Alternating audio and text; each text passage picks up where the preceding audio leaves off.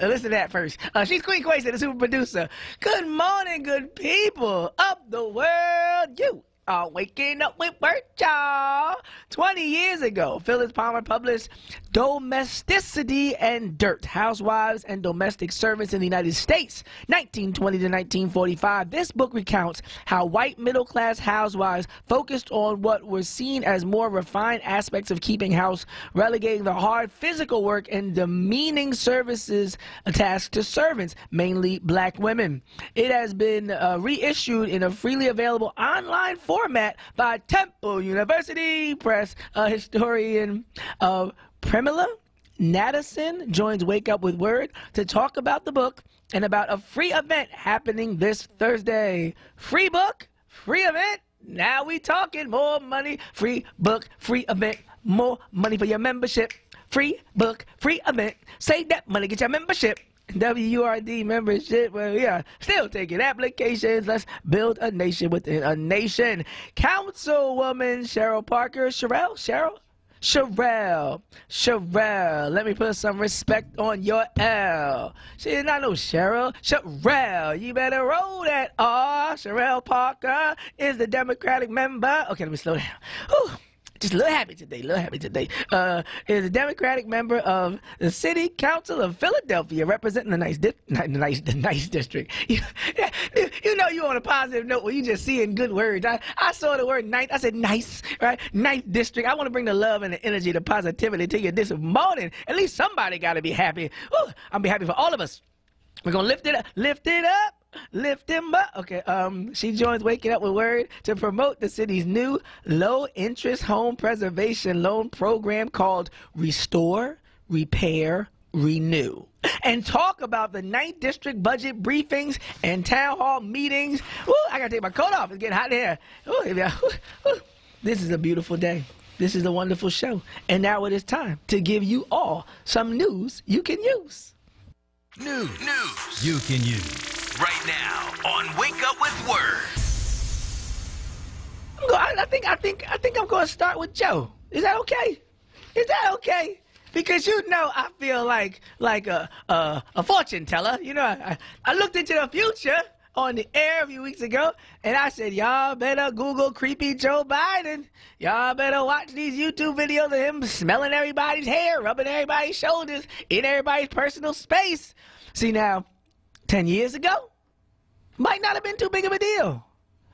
But in 2000 and Me Too, what year is it? 2000 and Me Too? You ain't doing all that hair smelling, shoulder rubbing, space invading, right? It's made out in the 80s. Space Invaders was a video game. Okay, but right now you ain't doing all that space invading, and then thinking you gonna be on Pennsylvania Avenue celebrating, because I know people is laying and waiting to start the hating. No debating. I think he need to rethink being the president, and if he is thinking about it, then he need to change the situation. Because a second woman has come forward in an interview with a Connecticut newspaper to allege that former Vice President Joe Biden touched her inappropriately. Now, y'all know this is like baseball, right? Have y'all been watching this Me Too thing? It's like baseball. Remember with Kavanaugh?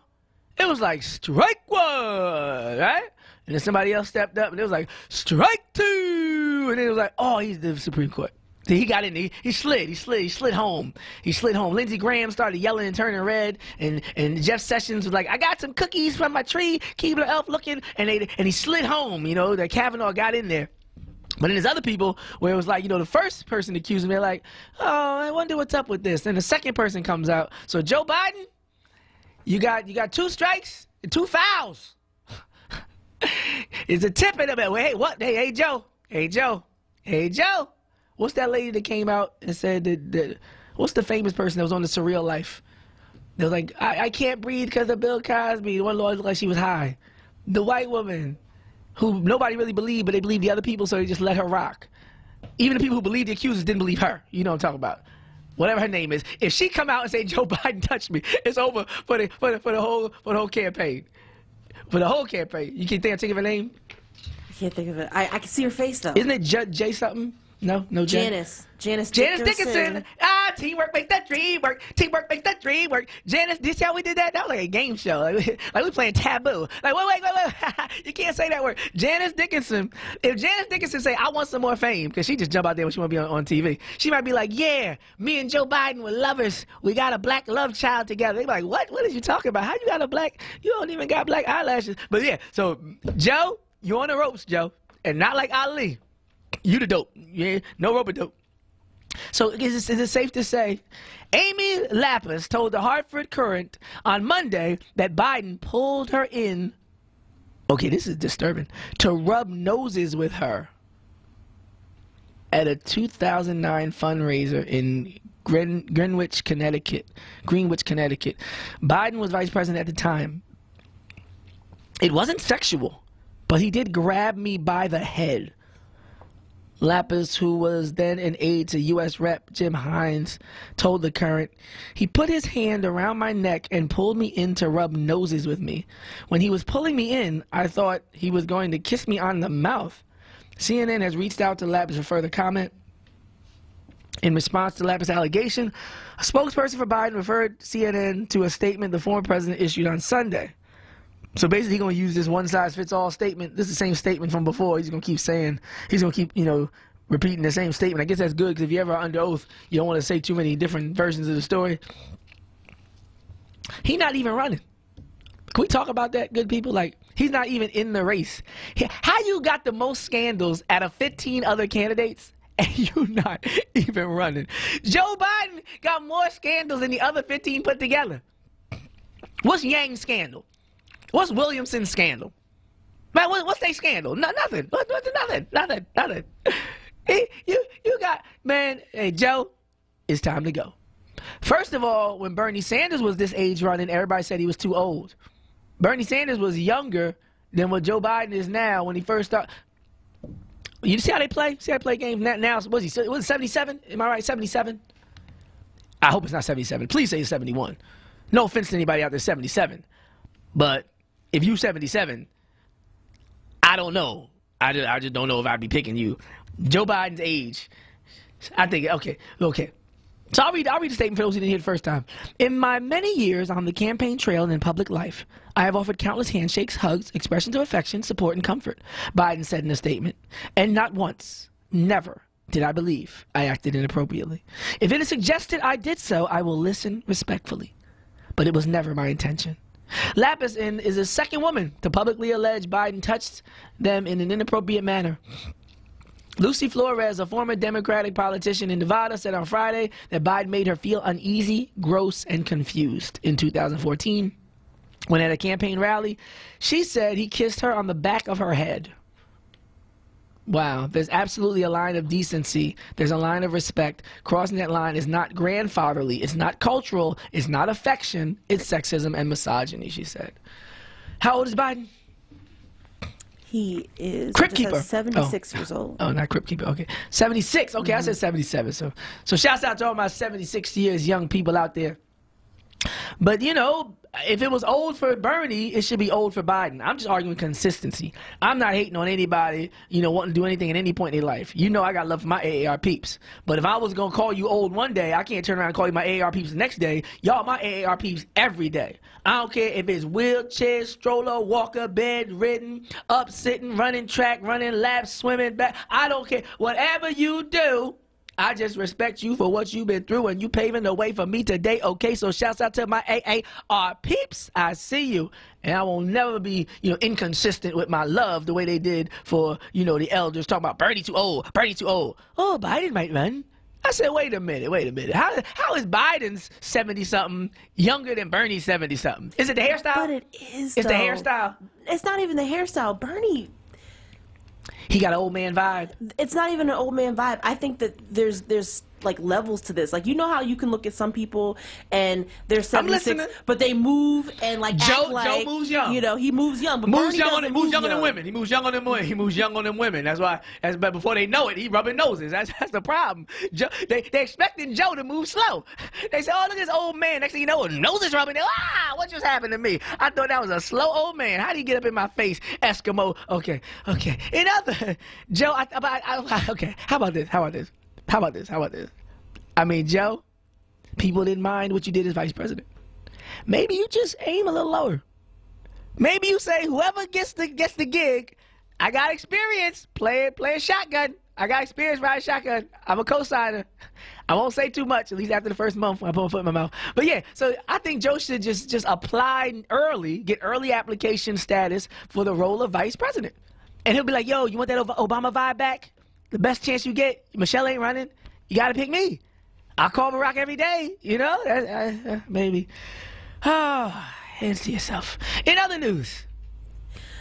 In some other news. So, today, as a pay gap remains persistent for women, and even more so for most women of color, making a fashion statement may feel as if it should be the furthest thing from our minds. But as millions of women, and hopefully not only women, rally against pay inequality today, we'll be seeing red, lots of it. You can't see me, I don't think, on Facebook Live, but I am wearing red. As a show of solidarity, the color of Equal Pay Day is red, to show how in the red women and minorities are when it comes to garnering equal pay for equal work. Current research generally indicates women make approximately 80 cents to every dollar made by their white male counterparts, a gap that widens depending on occupation and ethnicity, currently leaving Hispanic women of indiscriminate race at the bottom tier of earners, and black women are pretty low on that totem pole as well. While wearing red may not seem like much on the day that signifies how long it takes women to, quote, catch up,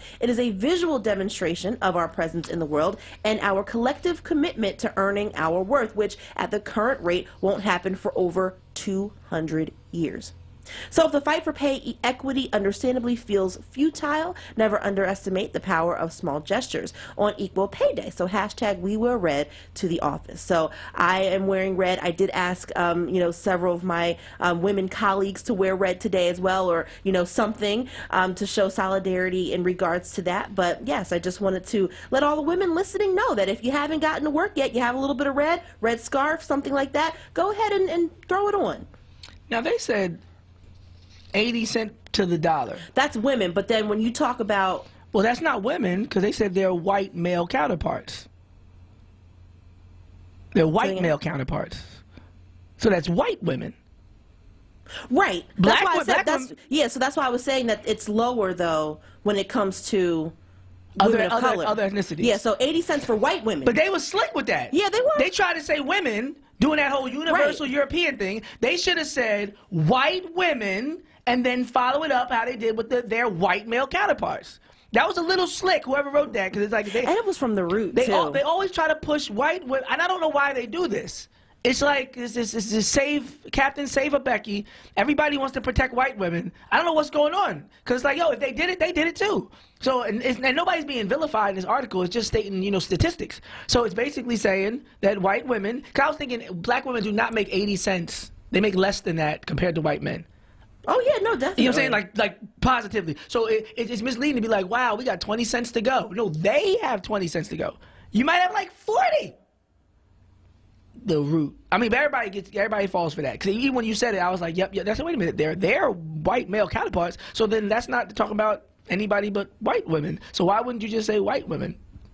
It's almost a pejorative to say white women more so than to say white men. I noticed that. You can even say the white man in a demeaning way and have more acceptance in society because of the history of the word, the term, the man and all that. The man did this, the man did that. But to say, like, these white women out here oppressing us, people, like, get a little, it feels different, it sounds different. It's a different way that it resonates because over time, people just always accuse white men of doing these things. And people very seldom put the proper onus on white women for accidental killing, accidental killing act was when white women were beating the hell out of people for, taking their man and all that at night. And, they was the ones killing these sisters.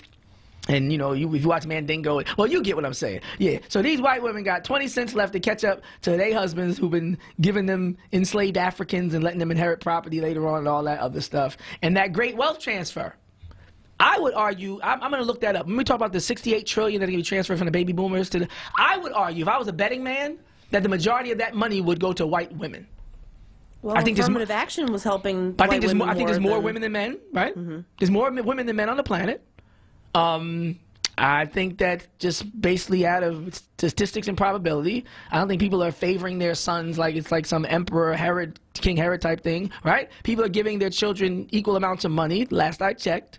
So I would think if there's more women, they're going to get more of this money. So out of this $68 trillion, out of any demographic on the planet, the people who are going to benefit the most from the greatest wealth transfer in human history are going to be these white women who were the ones who did the most inheriting of enslaved Africans throughout 240 plus years that we were enslaved.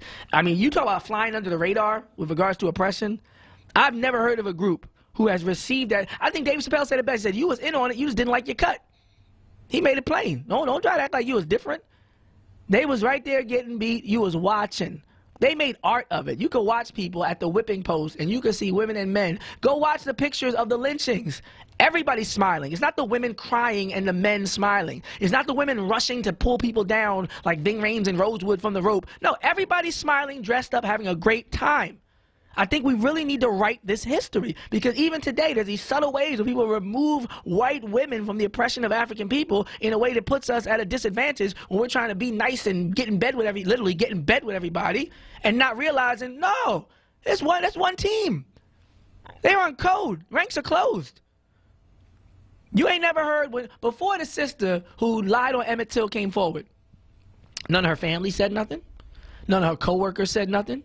None of her friends said nothing. You ain't never heard a story about a local paper harassing her or following her or sitting outside her house, spying on her. You ain't never heard anybody call no private investigator or have somebody come amongst her and record her to try to get her to talk and confess to it. Like, none of that stuff they did like to O.J. Simpson when everybody had a tape recorder and a wire. And they was his darn friends. Everybody had a tape recorder but O.J. But with this lady, Carolyn Ann Dunham, who confessed to lying about Emmett Till and getting him killed, you never, because her community didn't treat her that way, regardless of who she had killed. Never in like 50 plus years. Nobody ever was like, I'm going to record her. Whatever happened that night. What's the truth? Nobody ever tried to set her up and get her. So the way that other people act toward their people, man, you're waking up with word, y'all.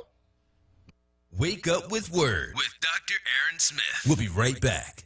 The Source. The Source. Weekdays, 10 a.m. to 1 p.m. Special guest host for Nation of Patan every Monday in April. The Source. Exclusively on WURD Radio and WURDRadio.com. Did you know that cigarette smoke isn't the only smoke that leads to cancer? Whether it's from a hookah, cigar, cigarillo, or cigarette, where there's smoke, there's danger. To learn more and for help quitting today, visit smokefreephilly.org/danger. Listen live at wordradio.com. Pico has many ways to help you lower your energy usage and save money at home. Here's one. When it comes time to replace your old appliances, make sure the new ones you buy are high-efficiency Energy Star certified. You'll get a rebate from Pico and save on your monthly electric bill. You'll find a list of new appliance rebates at pico.com/rebates, or you can call 1-888-5-PICO-SAVE for all the details. Plus, find instant discounts on smart thermostats and energy-saving light bulbs at pico.com/marketplace. There's free shipping on orders over $49. Now, a traffic update on Word Radio. Good morning. This report sponsored by Liberty Mutual Insurance, where you only pay for what you need. Volume getting heavy southbound 95, Jam Bridge down through Girard. Westbound Vine delays 8th down the Broadigan Parkway through the Schuylkill Expressway. Schuylkill westbound late around south, getting heavy city out to Belmont. Again, delays around the curve eastbound late Montgomery through Girard. Turnpike and the Blue Ridge 476 still moving fine this morning. 42 northbound, 55 to 295 a bit slow. 55 north getting jammed now from Deptford into 42. Nobody should have to pay for one-size-fits-all insurance. Liberty Mutual customizes your coverage, so you only pay for what you need. Go to libertymutual.com for a customized quote, and you could save. For more traffic information, log on to SigAlert.com. I'm Jim Bachman with the Philadelphia area traffic. Let's go! You're waking up with Word. Waking up with word, y'all. On Word Radio. Black Talk Media. 900 AM, 96.1 FM, WURD, WURDradio.com. Listen live anytime and log on. If you don't have that app, you know where to go. Down to download app like you know. Me, I am the host of the show, Aaron Smith, the rapping professor, Queen Kawesa, super producer. Put some respect on her name. Put some respect on this show. Put some respect on the livest, most independentest, most INDE. Okay, it is just a beautiful day, a beautiful morning. It's wonderful to just be on this airwaves. Ooh, I'm so ebonic today. Good morning, good people. Y'all already lighting up the phone lines. That's right. Get up in this conversation. 215-634-8065. 215-634-8065. Who we got on the phone lines at the top? It's going to be a first-time caller. I know some of y'all going to call today. First-time callers. I know y'all. Let me help y'all out. Toll free. 1-866-361-0900. Let's just start it off and continue with the news as we go back and forth to the phone lines. Ralph from North Philly. Thank you for waking up with word. You must have known that I was a first-time caller. Hey, I'm in the spirit today. Good morning, Ralph. Yeah, I'm feeling you. Yo, man, they call you the rapper?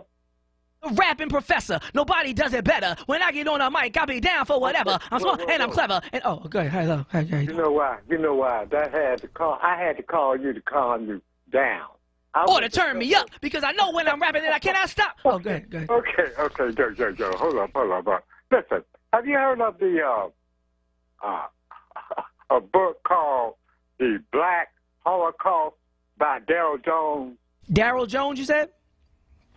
Nah, Darryl Jones. Dell Jones? Yeah. He's out of Philly, man. It's called The Black Holocaust. Yes, sir. Write it on down. I'm trying to slow you down. I'm just trying to slow you down. Oh, no, I'm familiar already. I see the videos. Yeah, got you. Okay. He got a lot of video. I remember. Now, you remember a brother, okay? My last name, brother, was Rudd. Okay? See in there. You know what? I have to blame on myself. He was one of them little, run around. You know what you be saying about you got to watch black folk? He got a name. My last name was Rudd. Read the book. Got you. Gonna read that book. Make sure y'all read that book. Read the book. The Black Holocaust, Del Jones. Now, we were talking about some of these stories. It says, there's a lot of, the whole world, I've never seen, I'm going to be real, I've never seen stories back to back, day after day on this level before. The news is always just like, listen to this story. Students in Dublin, Georgia are arming teachers. Between meager wages, overcrowded classrooms, limited funding, and a host of other headaches, teachers have plenty on their plate. But as if they don't already have enough to worry about. Because educating our children has somehow become an afterthought in this equation, the onus has now fallen on the educators to serve as protectors. Donald Trump has been vigilant in his support of arming teachers as a preventative measure. 2018 was a record year for school shootings. The United States Secretary of they call it Secretary of Ineptitude. Secretary of Education Betsy DeVos has expressed similar sentiments in the past. It says, this is Superintendent Dan Brigham deciding on the controversial solution after the Parkland situation. Quote, I came to the conclusion that the best way to preserve the safety of staff and students and prevent loss of life was to arm some of the school personnel, he told AJC. Also, factoring into his decision was Loren's status as one of Georgia's largest counties, which means it could take 20 minutes or more for deputies to properly respond to an emergency at a school. And while you presume that teachers would be averse to such bold suggestions, it was an easier sell than you'd think.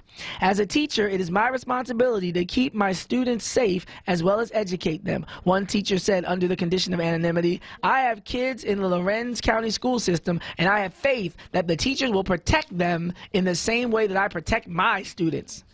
They out here, if you look at the ancient Egyptian mystery system, and if you look at the whole difference between the European concept of elevating the individual over the community versus the African concept of elevating the community over the individual, there are some fundamental differences in ontology and epistemology. We're talking about ways of knowing and being, like, in cosmology, and like there are just different ways of existing as human beings. I'm so tired of people talking about, why would I take African American studies? And why should I? Because the way that you view yourself and the world is almost diametrically opposed in many instances. Do you view yourself as above the community? Do you view the community as above yourself? Do you believe that you have the potential to civilize and balance yourself and your community in a way that you can not only live in harmony with your fellow man, but live in harmony with nature? Do you have a history of living peacefully with any peoples of color on the planet Earth? On the African side, you could say yes. All people come from the Africans, so whether it's the Dalits in India, the Negritos in Asia, the Aborigines in Australia, or the indigenous in America, the first Americans were African, David Imhotep II. Like we have a history of getting along with everybody. So when the Puerto Ricans in the hood is saying the same words as us and we all rocking out, it's because historically we haven't had those same kind of problems simply because of the race. I'm not saying people haven't had contests, competitions, and clashes, but African people have a different relationship to humanity than people who went all over the world and never got along with any other peoples of color on the planet. And some of y'all want to go to these schools and study these majors and study under these people who have never lived peacefully with anybody other than themselves on the planet, and then you want to live next to them and wonder why you have an issue. Steady trying to get into the school, sit next to somebody and learn the way they learn and the way they look at the world. Then you wonder why every time there's a problem, they keep talking about weapons. Every time there's a problem, more police. More police, kill more people, hurt more people, shoot more people. That'll set them straight. That's the way that a colonist and an imperialist behaves. That's the way a slave master and a lynch mob behaves. If you have a problem with an imbalance in humanity, then you need to restore balance. But if you're not going by balance or ma'at, harmony, reciprocity, truth, justice, like if you're not operating according to a principle of ma'at and you're operating according to a principle of might makes right, eye for an eye, and I'm going to punish you till you do right, it's just so sickening to watch my people just march down a road that has never produced a civilization that was harmonious with people that look like them. Study ancient Rome and then find out how black people were being treated. Study early America, then tell me how black people were being treated. Study the history of Europe and Britain and tell me how black people were being treated. The only time you was being treated right is when you was ruling. Shouts out to the Moors in Spain. So unless you're going to be ruling, then you fooling. I just don't want my people to look at these kind of stories and be like, well, you know, it might be good in second grade. You flash a little peace, then you might get some peace. In other news. In some other news, and I don't know if it's too early yet to talk about us, but I kind of want to talk about it a little bit. Spoil it. I didn't see it. It's no spoiler. Okay, so this is not really a spoiler. I'm not the only one nervous. Okay. But I mean. So wait, should I be putting my phone down? I'm about to not listen. Quasi look like she's about to tell something. I'm not. Well, anyway, I'll read it. Okay. And, we'll try to go from there. I did take out some of the parts that might have been kind of spoilers. I trust you. Let's go. So after Winston Duke's portrayal of Gabe Wilson in the Jordan Peele's widely successful horror flick Us, he actually added to a list of corny dads that he saw on screen. So that's where he kind of, brought the portrayal of his character. Most audiences first met Duke as M'Baku, the buff barking leader of the Jabari tribe in Marvel's Black Panther. Yet Gabe is nothing like M'Baku. To make the transformation, the Trinidadian actor, who's 32, told NBC News that he had to shed his warrior body. Quote, he's a working for the weekend kind of guy. He's a family man. He's not aesthetically driven. He has a lot of responsibilities that are outside of his looks. We wanted to convey a guy who can't solve the problems of the movie with his physicality. In the film, which earned an estimated $70.3 million at the box office opening weekend, Gabe fumbles around Santa Cruz, California with his wife and 2 kids, providing a bit of comic relief as they fight off the tethered, their scary red-suited doppelgangers who are out to kill them. Gabe, who ultimately turns... You know what? I don't want to ruin some of this. It's been 2 weeks. I'm late. Y'all should watch it. I'm late. So I won't tell that other part. But late us. You guys have been seeing the. I didn't. I've been turning it off. Go waste it. Don't do it to us. I'm just saying the trailers show him in a Howard shirt. Okay, that is something that they do show in the trailer. I did see that. I wouldn't say that it was helpful to anyone who goes to Howard. That's no shade to Howard. I'm just saying, like, yo, don't tell. bruh. But anyway, so he said that, he wanted to channel an all-American Family Guy like a Homer Simpson or an Uncle Phil or Carl Winslow. The thing that kind of irritated me, though, was the fact that, like, when and this is why I'm kind of putting this out there a little bit. Wake up with Word. Why did that hit? Oh, okay, see, the computer said don't spoil this movie. And us, it's a horror film. It's a horror film. Something's just turning on around here. It's getting crazy. Listen, though. I kind of got, irked a little bit by the fact that he said that, talking about comedic relief being Uncle Phil from Fresh Prince of Bel-Air or Carl Winslow from Family Matters, when growing up watching, at least those two father figure types on television, I never thought that... Especially Uncle Phil. Rest in peace, Uncle Phil. I never thought... For real. ...that he was like a comedic relief type. I thought he was scary. I thought he was like almost the... There are a lot of serious scenes, a lot of drama. A lot of serious scenes. Man, how come my dad don't want me, man? Right. He was hugging.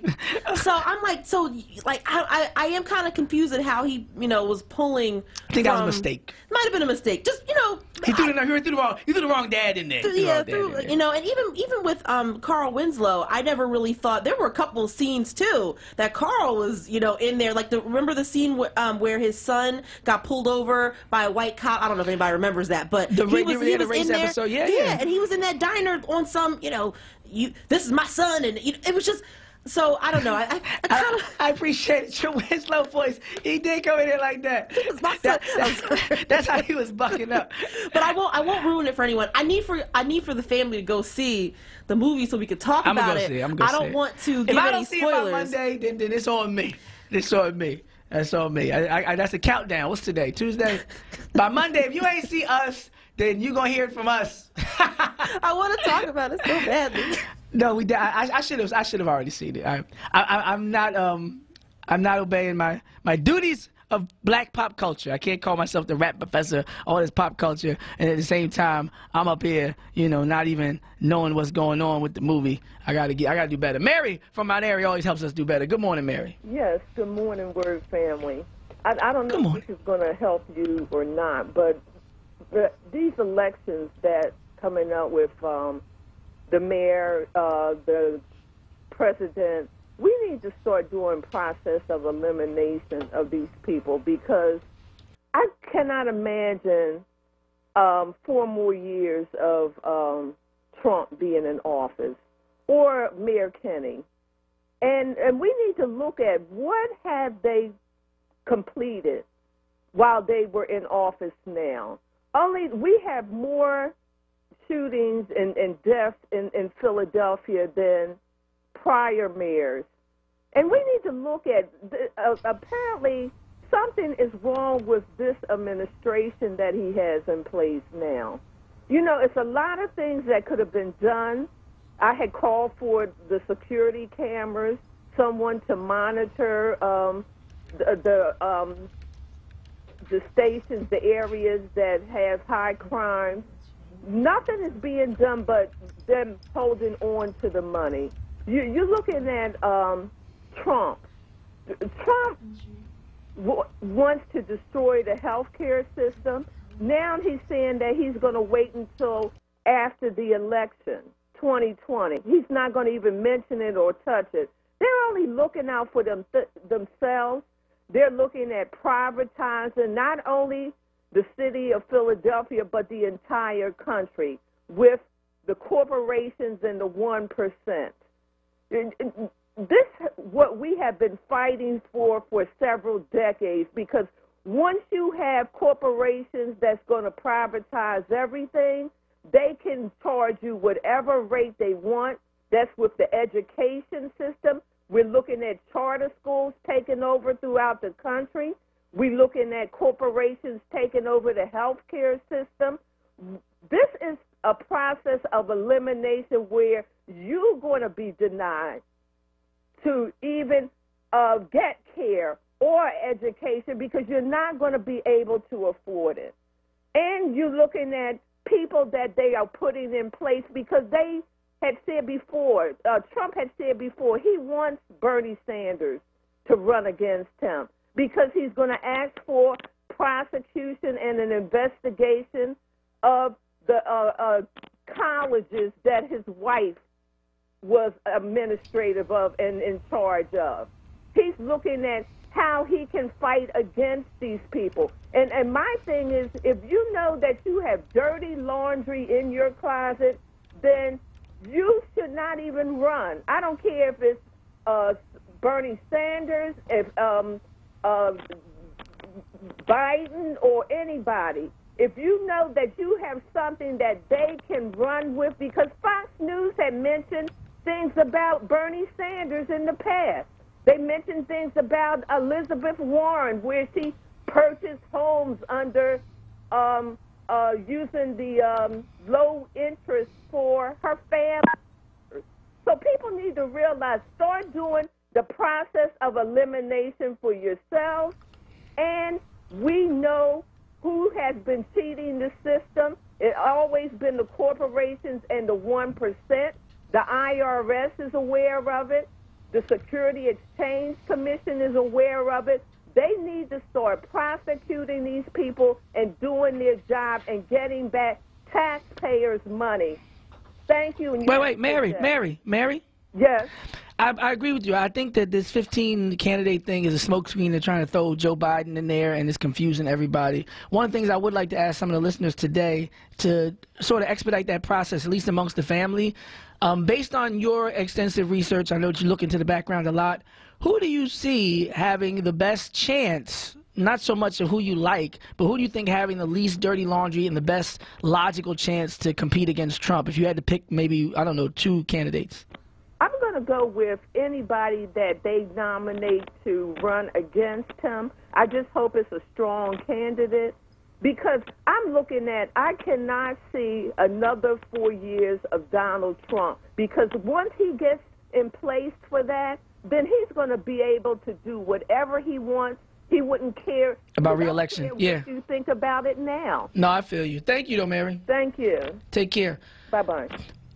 And if you all want to call up, I think that'd be a great conversation to have as well, to continue in terms of this process of elimination. Or how about this? If you can't name the 2 or 3 people who are your top people, you can at least name a couple people that you think should be off the list. We can start the elimination. Maybe we didn't whittle it down to get to the point where we could pick our top 3 or top 5, like say in hip-hop. But we can seriously say, out of the 15, put it this way, any name you don't know by now, you can scratch them off the list. There's at least 5 names that you probably couldn't even recite if I challenged you. Some of y'all can't even get past 7. So I'm gonna pull the whole list up, and we're gonna talk that talk on the other side. I'm going straight to the phone lines as well on the other side. Capello and everybody, hang on 1 second. Coming right back to you. You're waking up with Word, y'all.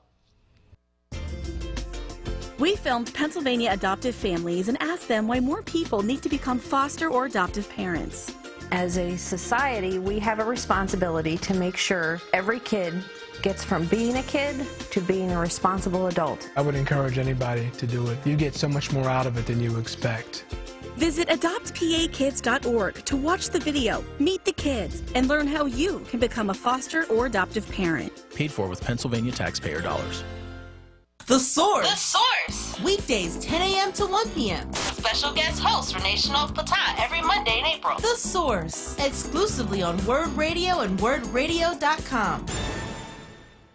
I'm Mama Dietz. At Dietz & Watson, we've spent over 75 years focusing on the details. This philosophy started back when my father learned how to make franks and sausages the right way in Germany.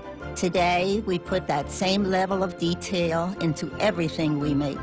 If it isn't good enough for our family, it isn't good enough for yours.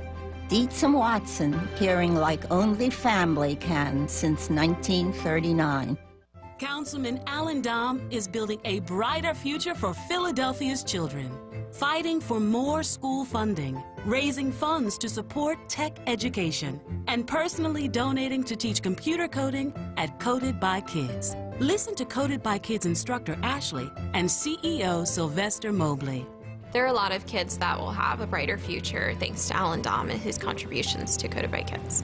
Having Alan Dom make a commitment to transforming people's lives through technology has helped us. I can't thank Alan Dom enough. Fundraising to teach computer coding. personally donating thousands, Alan Dom is fighting to give our children the opportunities they deserve and preparing them for success. Big ideas, big achievements. A better city for all of us. Vote Alan Dom, Democrat for City Council at Large. Paid for by Alan Dom for City Council. Support independent black media and join the Forward movement now at 215-425-7875 or visit wordradio.com. Pennsylvania is in the midst of the worst ever overdose death epidemic and the worst public health crisis in the last 100 years. The Pennsylvania Department of Drug and Alcohol Programs is leading the efforts to prevent and reduce drug, alcohol, and gambling addiction and abuse, and has undertaken initiatives to reduce the human and economic impact of the epidemic with the prevention and treatment of substance use. If you or a loved one is struggling with addiction, get help now. Call 1-800-662-HELP. That's 1-800-662-HELP. Call today. Now, a traffic update on Word Radio. Good morning. Delays getting busy this morning. This report sponsored by Liberty Mutual Insurance, where you only pay for what you need. Southbound 95, that's a jam ride this morning from a bridge down through Girard. Northbound side, not a bad ride through the city as of yet. Westbound on the Vine Expressway, delays 95 generally out through the Schuylkill Expressway. Schuylkill westbound University through South and Jam Boulevard to Belmont eastbound. Delays 202 to Belmont again. The Boulevard through Spring Garden. The Boulevard Route 1 southbound Wissahickon down through a little slower on Wissahickon rather than again Ridge Avenue and through the Schuylkill Expressway. 422 east Limerick to Royersford heavy, then jam 29 through 23. 42 northbound, that jams Blackwood Clementon through 295. 55 north Deptford in the 42 heavy. 295 busy both ways in the 42. Nobody should have to pay for one-size-fits-all insurance. Liberty Mutual customizes your coverage so you only pay for what you need. Go to libertymutual.com for a customized quote and you could save. For more traffic information, log on to signalert.com. I'm Jim Bachman with your Philadelphia area traffic. Let's go! You're waking up with Word with the rapping professor, Dr. Aaron Smith, on Word Radio. Black Talk Media. 900 AM, 96.1 FM, WURD, WURDradio.com. Listen live anytime and log on. If you don't have that app, you know where to go. Download an app like you know me. I'm the host of the show, Aaron Smith, the rapping professor. Queen Kawai's the super producer. Put some respect on her name. Going to the phone lines at this time. Capello from North Philly, thank you for waking up with Word. How you doing, man? Doing great. I like your energy. You got it going on. You woke up a lot of old heads down here. Now, all right. What was your question, though? In terms of the candidates, the 15 Democratic candidates for president, not including touchy-feely, creepy Joe Biden, we're trying to process, we're trying to do a process of elimination. And if you can't name your top three, at least name 2 or 3 that need to be taken off the list. All right. I'm going to name my top 3. Okay? All right. The lady from California, what's her name? Wait, bro. You can't say I'm voting and I don't know the name. You can't even cast a vote if you don't know the name. Whoa. Yo, I'm asking you a question. Come on now. If you got to ask me who you voting for, that's not the person you should vote for, brother. You can't go to the polls and be like, oh, hold on, what's the sister's name? Okay, they gotta be brown. They gotta be brown or black. Right? Oh, Kamala Harris. Oh, okay, she the brown one. She the brown one. Okay, another brother, Cory Booker. Okay. It's not okay with me, but it's your choice. It's your choice. Okay. Now I'm gonna ask you another one. Vote for me. I'll set you free. I'm out, brother. All right. Hey, you got a good chance compared to who's in there now. You got a shot, brother. Take care. I'm out. You too. All right. Brother Ron from North Philly, thank you for waking up with Word. I wanted to say none of them. And let me tell you why I'm saying what I'm saying. Anytime that these people have been around, as long as they have been around, they have never encouraged to talk about political government, political science, and our institutions of indoctrination in schools. We see the results of it. The way this country is going, the way I see it don't look very good because the generation that's in that bracket of 25 and like that, a lot of them are very uninformed of what's going on. So you get candidates that we see today. They come up and give you the same old rhetoric. You know, we talk about health care, the infrastructure. People know what that is about building our country. And it really is an insult that we really have to go back and recycle some of the same rhetoric that with no solution to it. Mr. Murray is absolutely right. You see, when you have a populace of people, that it's a difference between educated and education. There's a difference. And because what we're seeing in this country today, we have some people that have not been in school, sir, that is very well informed, better informed on this government. So what we get is entertainment. And then the Democratic Party, nothing but entertainment. I can't name one person today that I see at this time that I could vote for in the president, running for president. It's sad in this country. And I say to the people in the audience, I know we have a lot of things to do. We must teach political science in our homes. It has to be done to even stand a chance for what's getting ready to come down. We can make a difference. But it's like a big show today. Solomon Bailey was right. I'm not calling people that. He said there's a sucker born every second. But then again, while they were laughing at that, he also said, but there's a wise man born every hour. Thank God for people like myself and many others that is not educated, but certainly wise. Thank you very much, sir. Thank you. Thank you. And you can call up and tell us who's in your top 3, top 5 in terms of these presidential candidates. It says, I was looking at an article in the Chicago Tribune. It says the 2020 presidential campaign has begun in earnest with a variety of candidates entering the race, announcing exploratory committees. This is back when some people were just talking about running. So it says officially in. That's the list we need. Officially in. Senator Kirsten Gillibrand, former Rep. Beto O'Rourke, a former Governor John Hickenlooper. I'm going to cross off Hickenlooper because I don't know what. Some of y'all can help me out. Somebody want to call me and tell me why I should vote for John Hickenlooper. Y'all call me up. But I'm going to tell you, Gillibrand, O'Rourke. You probably know Beto better than you know O'Rourke at this point. Bernie Sanders. Governor Jay Inslee, we need to look you up too. I'm gonna put all these people we need to look up. I'm gonna help y'all out. Everybody we don't know, I'm gonna look them up today. So I'm gonna look up Hickenlooper. You know why he can't win? I'm gonna see, because Queen Coasis just showed you why he can't win. He can't win because his name is Hickenlooper. Ain't nobody gonna be talking about all rise and welcome the 40th blood president of the United States, President. He can't get through the announcment.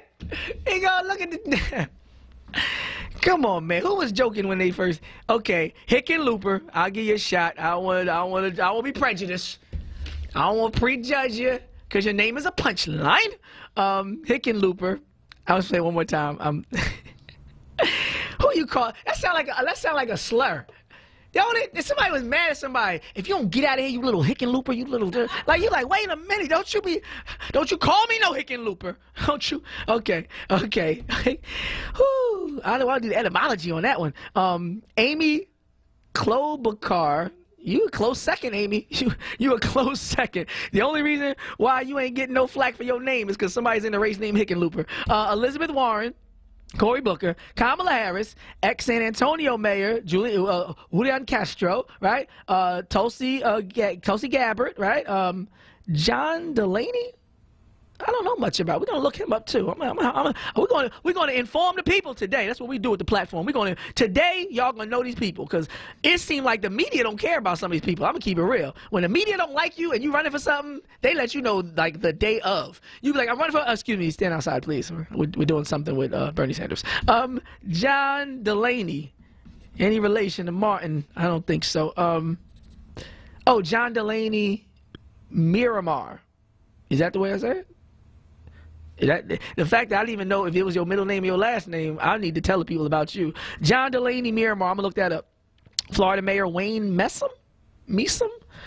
We got some people. I got some homework to do. I'm glad I'm a professor because I'm going to be working today. Wayne Measam, author, Miriam Williamson, the one who was talking about it's a whole new world. I'm friends with Oprah, right? And they said a guy talking about the great force of the universe and Yoda told me, right, and all that. And now she's running for president, talking about 100 billion in reparations, which is a drop in the bucket, but at least she's talking about reparations. So she stay on the list because she's pushing the conversation. So.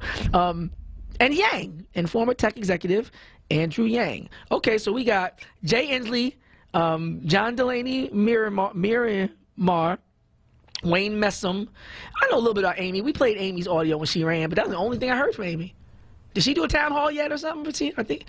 Dang, it must have been low ratings on that joint. And my man, John, we need to interview John Hickenlooper. That's what we need to do. Queen Kuwait, to see if we can get in touch with JH. J to the is H. Okay. I'm going to do that. I'm going to do that for the people. So we're going to go to break, and I'm going to bring up a couple names, and I'm going to educate the people. We're going all, what's it called? Meet the Press, Face the Nation. We're going to do Face the Press, Meet the Nation, Cross-ball hard fire. I got to mix up all the names. We're going to put it all together, and we're going to get newsy. We're going to get real newsy on the other side. So get ready. If I start sounding like Mike Lemon meets Bill Bradley, meets Ed Bradley, then you know that it's all okay. You're waking up with word, y'all. Newsroom. The Source. The Source. Weekdays 10 a.m. to 1 p.m. Special guest host for National Baton every Monday in April. The Source. Exclusively on Word Radio and WordRadio.com. Enterprise Exterminators will evaluate and eliminate whatever pest problems you may have, specializing in bed bugs, fleas, mice, and roaches. Do-it-yourself kits available. Hurry down to 4943 Wayne Avenue now. 215-849-7070. What's cheesy, topped with a fluffy egg and crisp applewood smoked bacon? Easy. McDonald's new $2 breakfast deal. For a limited time, get a flaky bacon, egg, and cheese biscuit for just $2. And if you're craving something savory and sweet, get a delicious bacon, egg, and cheese McGriddles for the same price. Hurry in and bite into this tasty deal any day of the week. Only at McDonald's. Price and participation may vary. Cannot be combined with any other offer or combo meal for a limited time only. Word Radio News Update with Vincent Thompson. Good morning. Here's the latest from the Word Radio Newsroom. 96.1 FM and 900 AM. Officials from Community College of Philadelphia and its labor union met in face-to-face talks for a second straight day yesterday to avoid a potential strike. American Federation of Teachers Local 2026 co-president Junior Brainard says he remains hopeful they can make progress on a myriad of issues concerning a new contract for 1,200 faculty and support staff when they return to the bargaining table at 9:30 a.m. today, but a strike is still possible. It is a full day of classes for CCP students and employees today. A strike by the more than 1,200 union faculty and employees at CCP could be called at any time. Union faculty and staff have been working without a contract since August 2016. 27,000 students go to CCP. Students are concerned that any faculty strike could impact the May 4th commencement festivities. Philadelphia police need the public's help tracking down two men wanted for a wild shootout inside a Northeast Philadelphia hotel. It all started at the Roosevelt Manor Inn on the 7600 block of Roosevelt Boulevard around midnight on March 31st. Surveillance video shows two men walking down the hallway. One of the men is carrying a bag in one hand and a cup holder with drinks in the other. Nearby, a female guest at the hotel tries to get into her room when suddenly a man behind them pulls out a gun and starts firing at the two men. The woman crouches down trying to avoid getting hit, then she runs away. The men run down the stairs trying to get away when one of them falls and flips over. One of the men, who through all of this never managed to lose his bag or spill his drinks, manages to get down to another floor. He looks up the stairs to see if the gunman is still following him. A few seconds later, on another floor, a hotel guest is passing by as the two men turn the corner and see the gunman heading right at them, firing shots. Without even looking to see who is standing there, the gunman points his weapon around the corner of the hallway and fires a shot. A video of the entire incident is on the Philadelphia Police YouTube page. Anyone with information is urged to contact Philadelphia Police at 215-686-TIPS. That's 215-686-8477. The debate continued yesterday over a proposed safe injection site in the Kensington section of Philadelphia. A community forum was held at Bethel Temple Community Bible Church. Safe House, a nonprofit chaired by former Pennsylvania Governor Ed Rendell, wants to spend almost $2 million a year to operate a safe injection site in Kensington, an area ravaged by the opioid epidemic. Some argue the site would never open in a wealthy neighborhood. Residents pointed out there are homes and schools in walking distance of a proposed site. Others argue that Kensington is the epicenter of the epidemic, so it makes sense to bring the safe injection site to the area where the problem is most acute. They believe these sites would be a safer alternative providing overdose prevention services. Another community meeting featuring representatives of Safe House is scheduled for this Thursday, April the 4th at 6:30 p.m. at the Heitzman Recreation Center at 3631 Amber Street. Checking sports, the Phillies started a 2-game series against the Washington Nationals tonight. It is the first time Phil's outfielder Bryce Harper will play in Washington, D.C. since he left the Nationals last month after playing with them for the past 7 years. The Phils have a 3-win, no-loss record. They are the only team in baseball without a loss, and they are in first place in the National League East. Vincent Thompson, Word Radio News. Now, with more clarity, this is Word Radio, 96.1 FM and 900 AM WURD Philadelphia. Streaming live at wordradio.com. Let's go! You're waking up with Word. Waking up with Word, y'all! With the rapping professor, Dr. Aaron Smith. Get your weight up, and then we'll have a conversation. On Word Radio. Black Talk Media. Black Talk Media, 900 AM, 96.1 FM, WURD, WURDradio.com. Listen live anytime and log on. If you don't have that app, you know where to go. Download an app like you know me. I'm the host of the show, Aaron Smith, the rapping professor. Queen Kawesa, super producer, put some respect on her name, and you are waking up with Word, y'all. Now, this is a great time.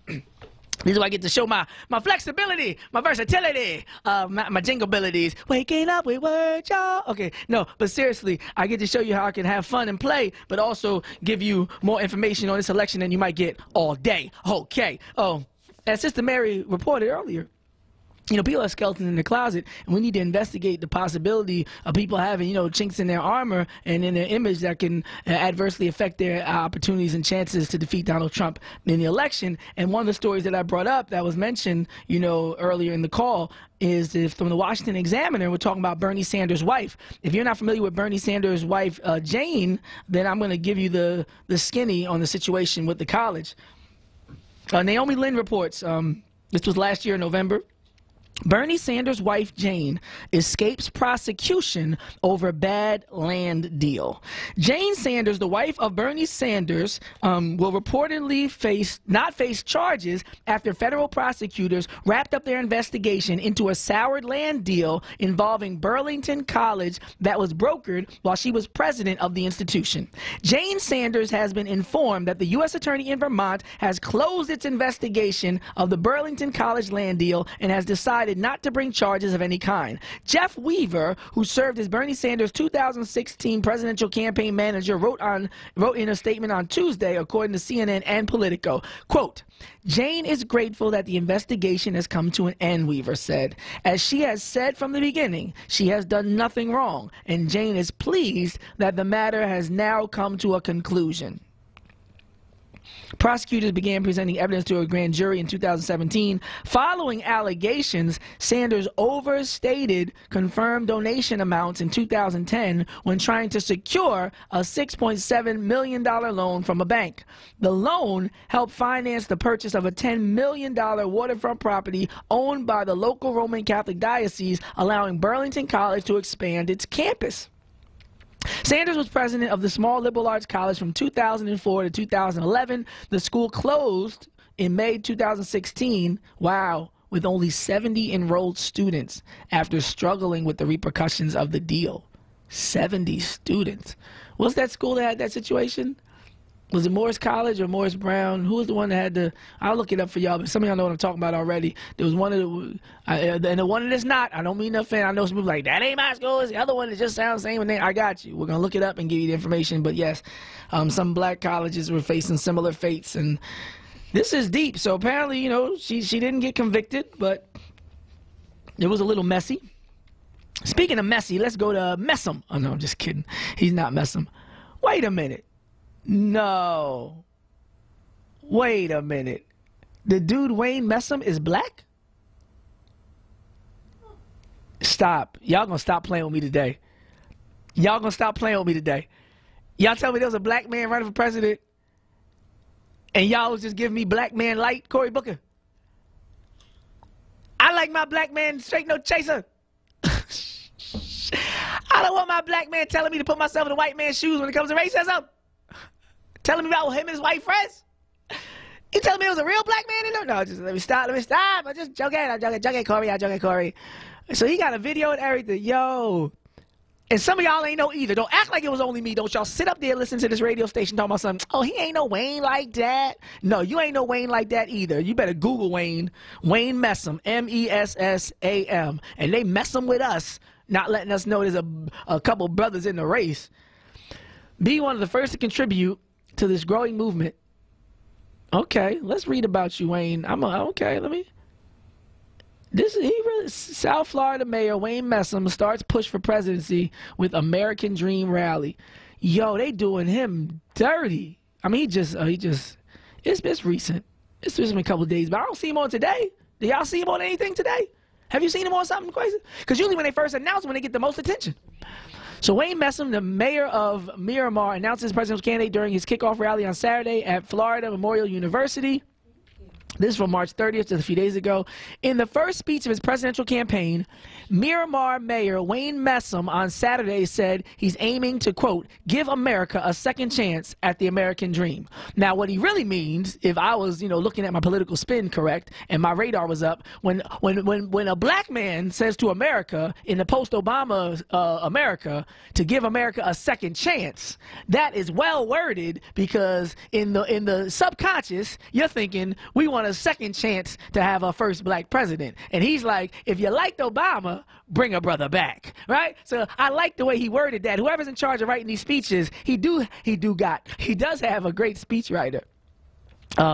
Give America a second chance at the American dream. 44 years old, son of Jamaican immigrants, shouts out to all the Jamaicans out there, said he has top priorities are greatly reducing gun violence, preventing mass shootings, eliminating college loan debt. Oh, he's on my top 4. You done moved up, brother? Okay, eliminating college loan debt, reversing harmful climate change, and rebuilding ties with America's allies across the planet. We will meet this challenge. Messam told the crowd at the Lou Rawls Center, for the Performing Arts in Florida Memorial University in Miami Gardens. He used the Black Panther movie song Pray For Me as his theme music. Oh, you is playing. He did not. He's like, well, I might not be the one with the most attention. He said, but I'm definitely the blackest. And shout out my Jamaican parents.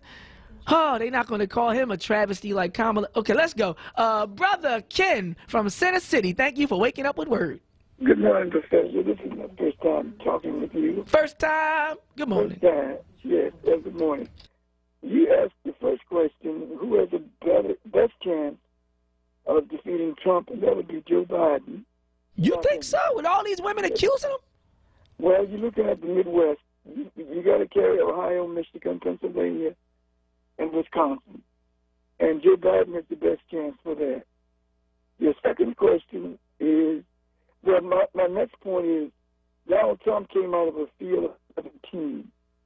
So here we are again criticizing ourselves, if we're Democrats, about the size of the field. So right now, there are about 16 or 17 declared Democrats. The Republicans did the same thing in 2016. And as far as Bernie Sanders' wife goes, look at Donald Trump at Trump University. He had to kick back $25 million. So what they're doing is making us focus on our candidates and ignoring their negativity, their negatives. And once again, we're shooting ourselves in the foot. I think it's because their negativity propels their candidates to the presidency. Yeah, they're working on a different paradigm. Yeah, because the evil one. We're going to vote for the Republican nominee, whether we like him or not, because it's going to give us conservative judges. Yeah. It's going to be anti-black. It's going to be anti-civil rights. So the Republicans said, we in most of white America, we're going to vote for the Republicans. And that's what they did. We're looking for a perfect candidate. Well, ours is a little more nuanced because they're not worried about reparations or anything either. They have certain things that are not on the table for them. So it's a little easier for them to close ranks and circle the wagons. And that's what they do. Yeah, but we have a group of people, millions of them, who want reparations and things like that. There's certain non-negotiables and certain aspects of the Democratic Party, you know, are standing on to make it a little more difficult just to fall in line the way the Republicans do. They're far more homogenous demographically. I'm agreeing with you. Yeah. I'm telling you why. I hear you. Yeah, we're agreeing on the same point. No, I feel you. What I'm saying is they look at, this is what we know we want.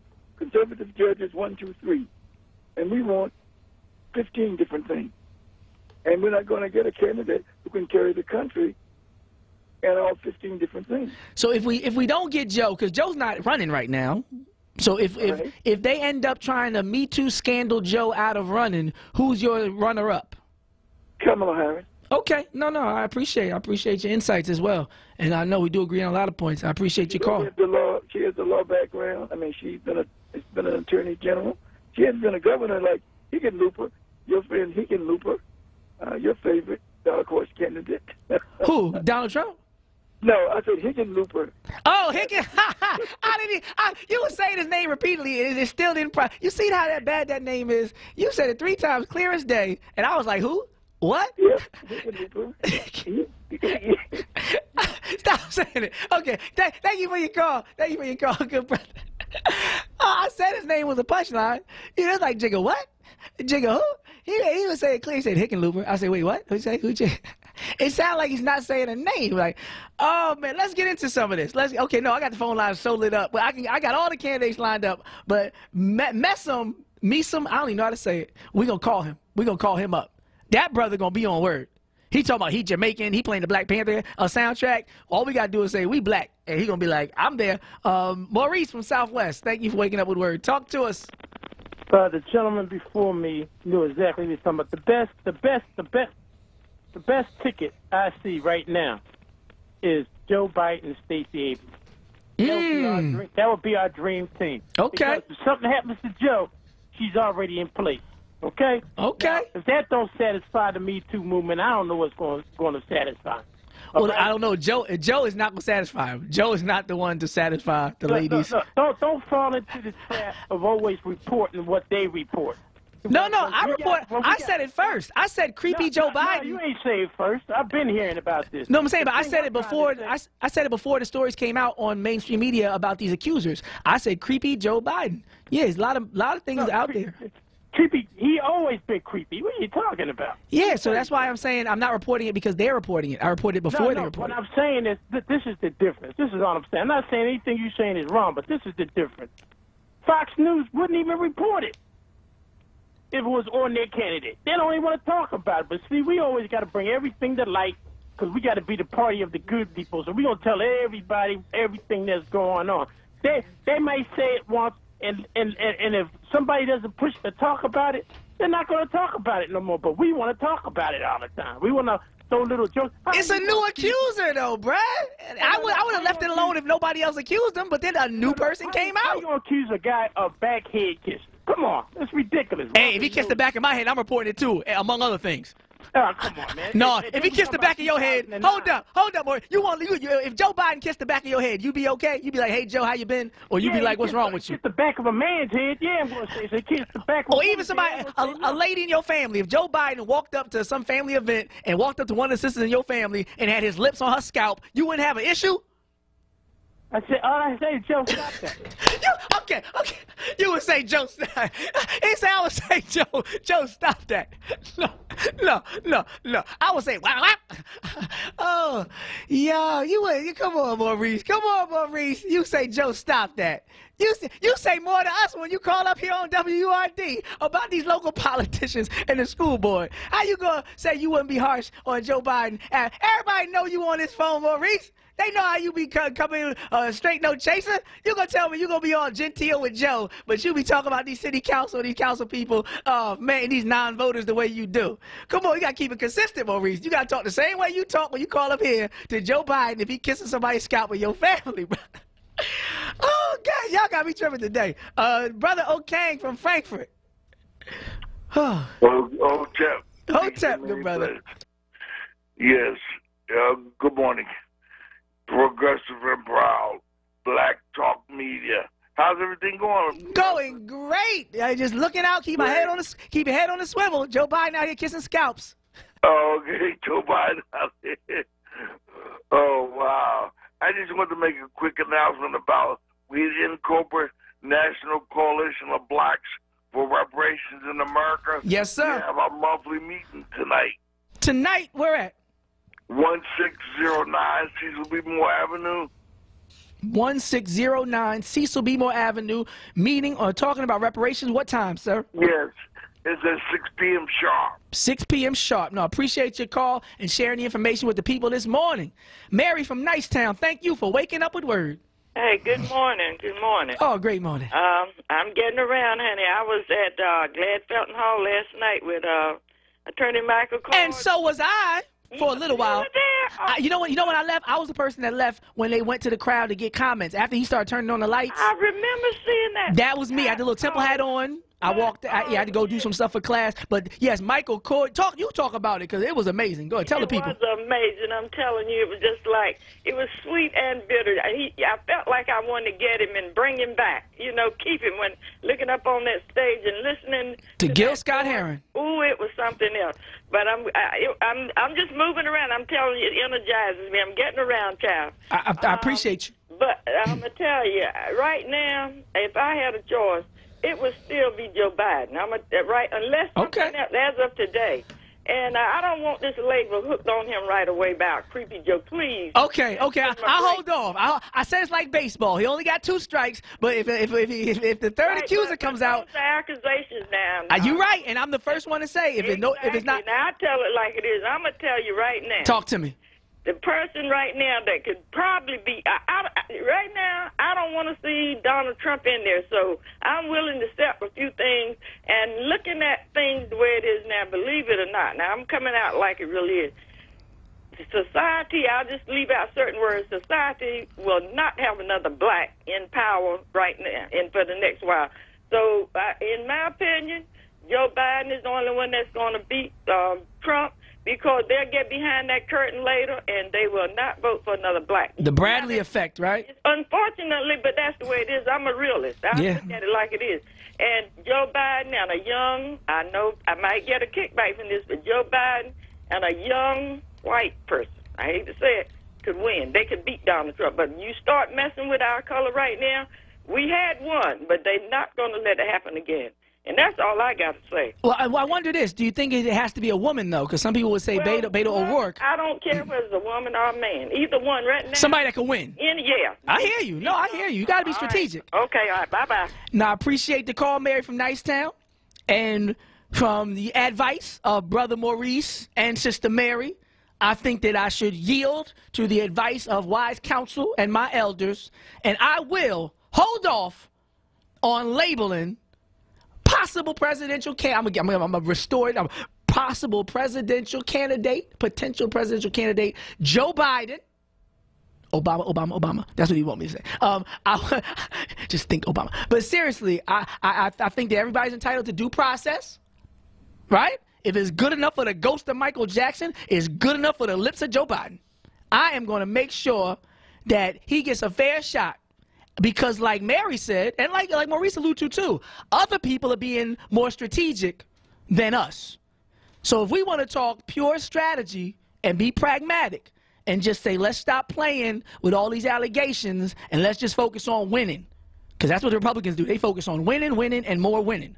So Maurice, point taken. Even though I thought it was hilarious what you said if you saw it, Joe. But no, seriously, I feel y'all, and I understand what the listeners are talking about. And we do. The point of this whole discussion is to have a process of elimination so we don't divert energy into places and people that won't prove fruitful for us politically, collectively, regardless of who we personally might like or favor more than somebody else. So Will Mega, right on time, good brother. Talk to us. Brother. Oh, we who forget about the historical past. See, black Democrats, white Democrats don't care about politicians, especially when they want to win an election, being engaged in sexual harassment. I'll take us back to Bill Clinton. And no, I'm not talking about Monica Lewinsky. I'm talking about when we heard him on the telephone trying to convince Paula Jones not to expose him.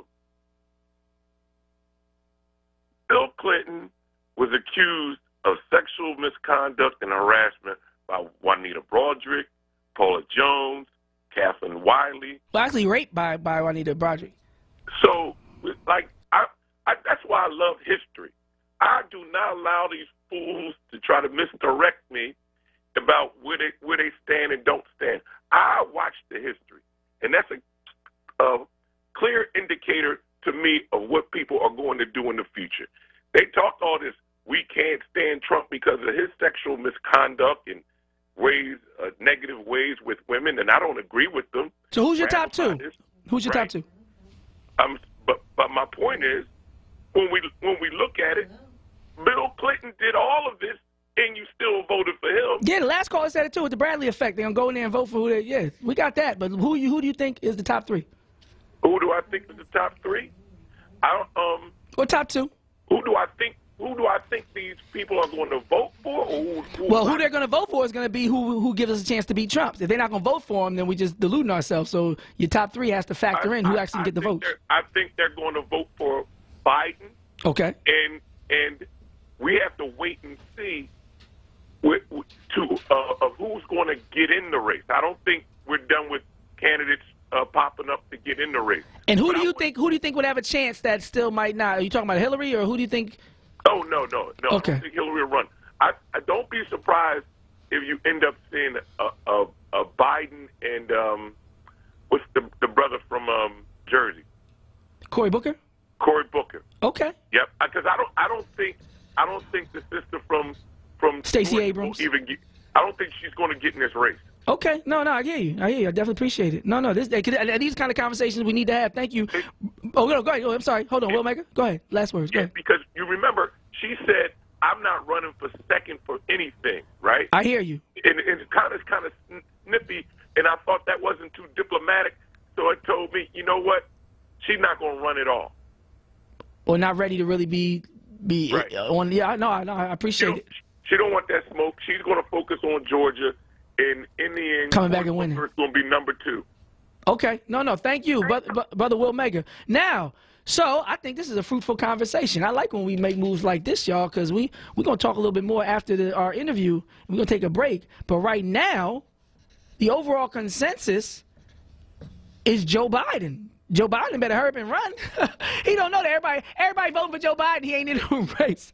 You better sign the papers. What's the deadline? Oh, no. So Joe Biden, we talking Cory Booker. We're talking Biden and Booker. I like that BB thing. That BB thing got a little ring. And you got the little halfway minority. I know Cory ain't the blackity blackest, but hey. But like the sister said, if the world is overdosing and overloading on whiteness like they haven't since the Ronald Reagan era, we might need that white combination to make sure we win. So what was the sister saying? She said Joe Biden and who else? Remember I said, should a woman do it? And she was like, no. Who's the other name? It was Joe Biden. Huh? No, it was another white person. She said 2 white people. I'll get on the other side of the break. You're waking up with word, y'all. Philly, D.C., and everything in between.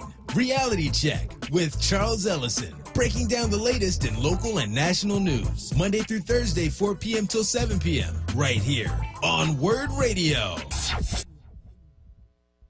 Philadelphia Theater Company presents How to Catch Creation, March 22nd through April 14th. Christina Anderson's new play follows the dreams, losses, and loves of 4 friends in San Francisco who are creating their professional and personal legacies. Ignited by the works of a black queer feminist writer from long ago, their lives begin to intersect in unexpected ways. For tickets, visit philatheaterco.org or call 215-985-0420.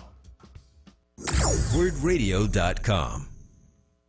Searching for a home care agency that provides care both needed and deserved? Call My Independence at Home at 215-921-2277 for a free in-home consultation. We are committed to providing compassionate home care for the elderly and adults with physical disabilities. 215-921-2277. We filmed 15 Pennsylvania kids who were all waiting to be adopted and asked what having a family and permanent home would mean to them. I want a family just to accept me for who I am, to be there just to support me whenever I'm needing it. To be matched with a family would be amazing. I won't be in a system all the time.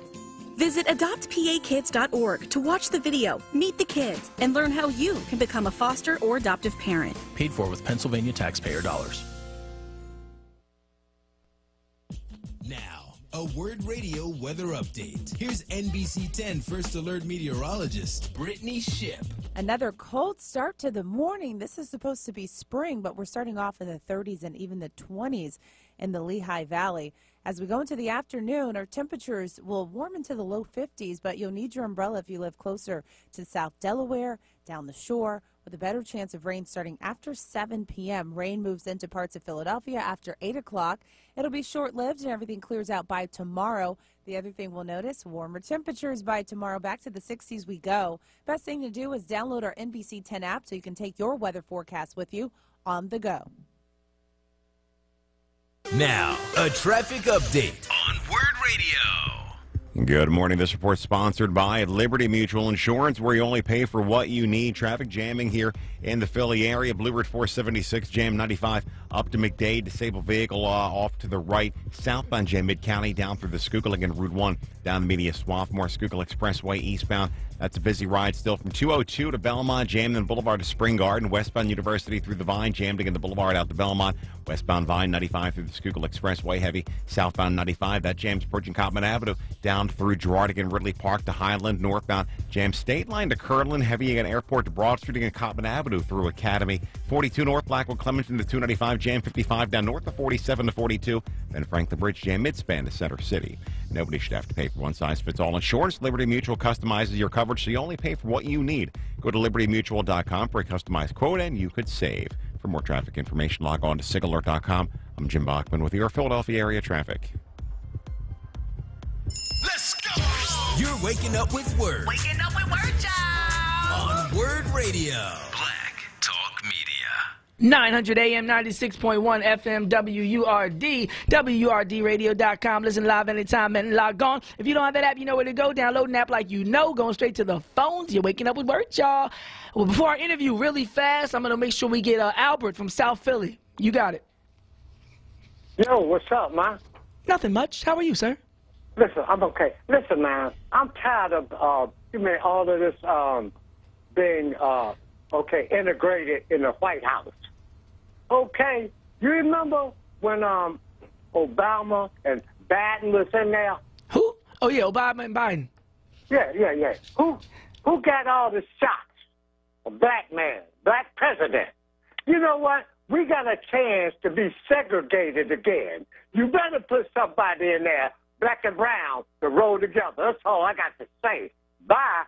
Appreciate your passion talking about Obama and Biden. Pramila Natterson joins us on Waking Up with Word to talk about the published Domesticity and Dirt, Housewives and Domestic Servants in the United States, 1920-1945. The book recounts how white middle-class housewives focused on what was seen as more refined aspects of keeping house, relegating the hard physical work and demeaning service tasks to servants, mostly black women. Good morning and welcome to the program. Good morning, Dr. Smith. Good to speak with you. Great to have you on. And can you talk to us a little bit about what even led you to the work initially 20 years ago and why you have this, relaunch, this internet push and some of the relevance, even as time passed, how much of this still, rings true in some power dynamics in terms of domestic work today? Well, that book that you're mentioning was actually published and authored by Phyllis Palmer, who is a historian who's no longer with us. And so I'm giving a lecture at Temple University on Thursday evening in honor of Dr.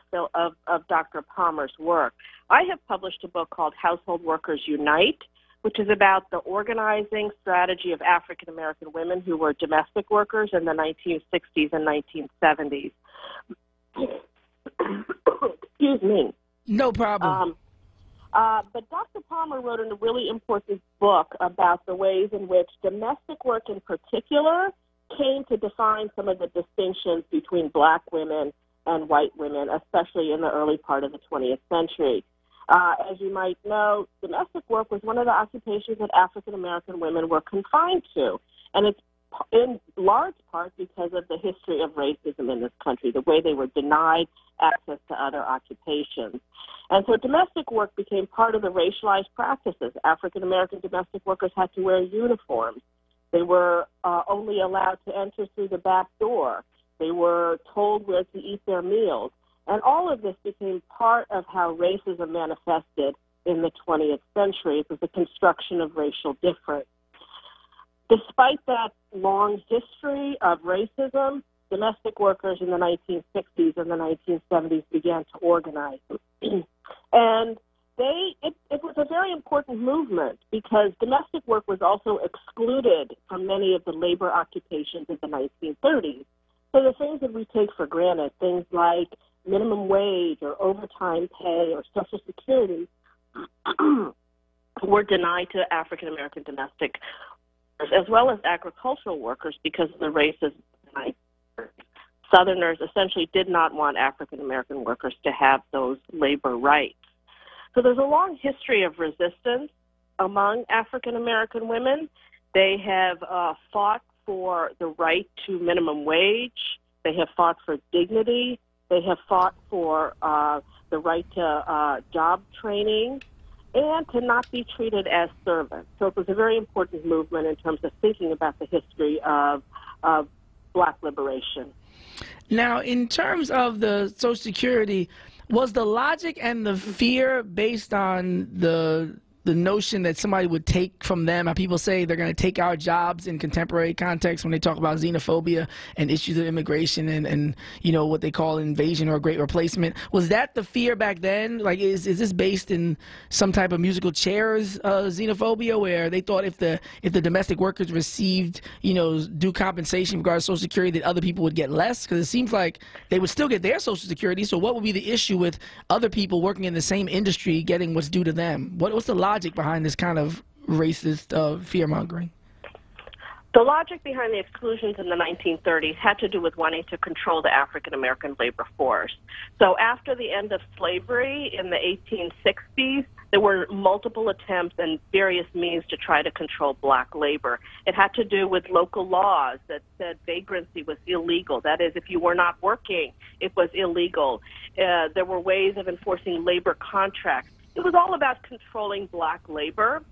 So in the 1930s, in the midst of the Great Depression, when there was a push to protect labor, to give workers rights, white Southerners did not want black workers to have any rights because they wanted more control. They wanted to be able to manage black labor, to determine when people worked, how much they earned, things like that. So that was a large impetus behind it. In the 1930s, there weren't the same kinds of competition between black labor and immigrant labor that we see today, especially in the South, where the vast majority of African-American workers were at that time.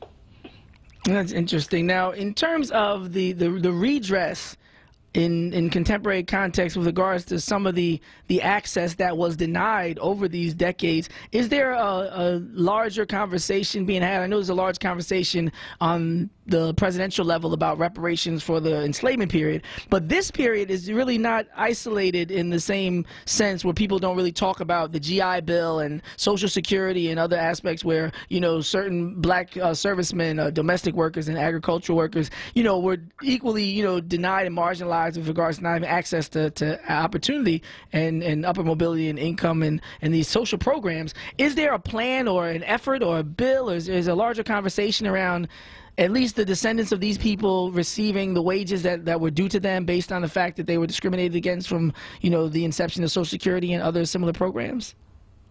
There is no conversation about reparations for workers who have been denied basic labor protections historically.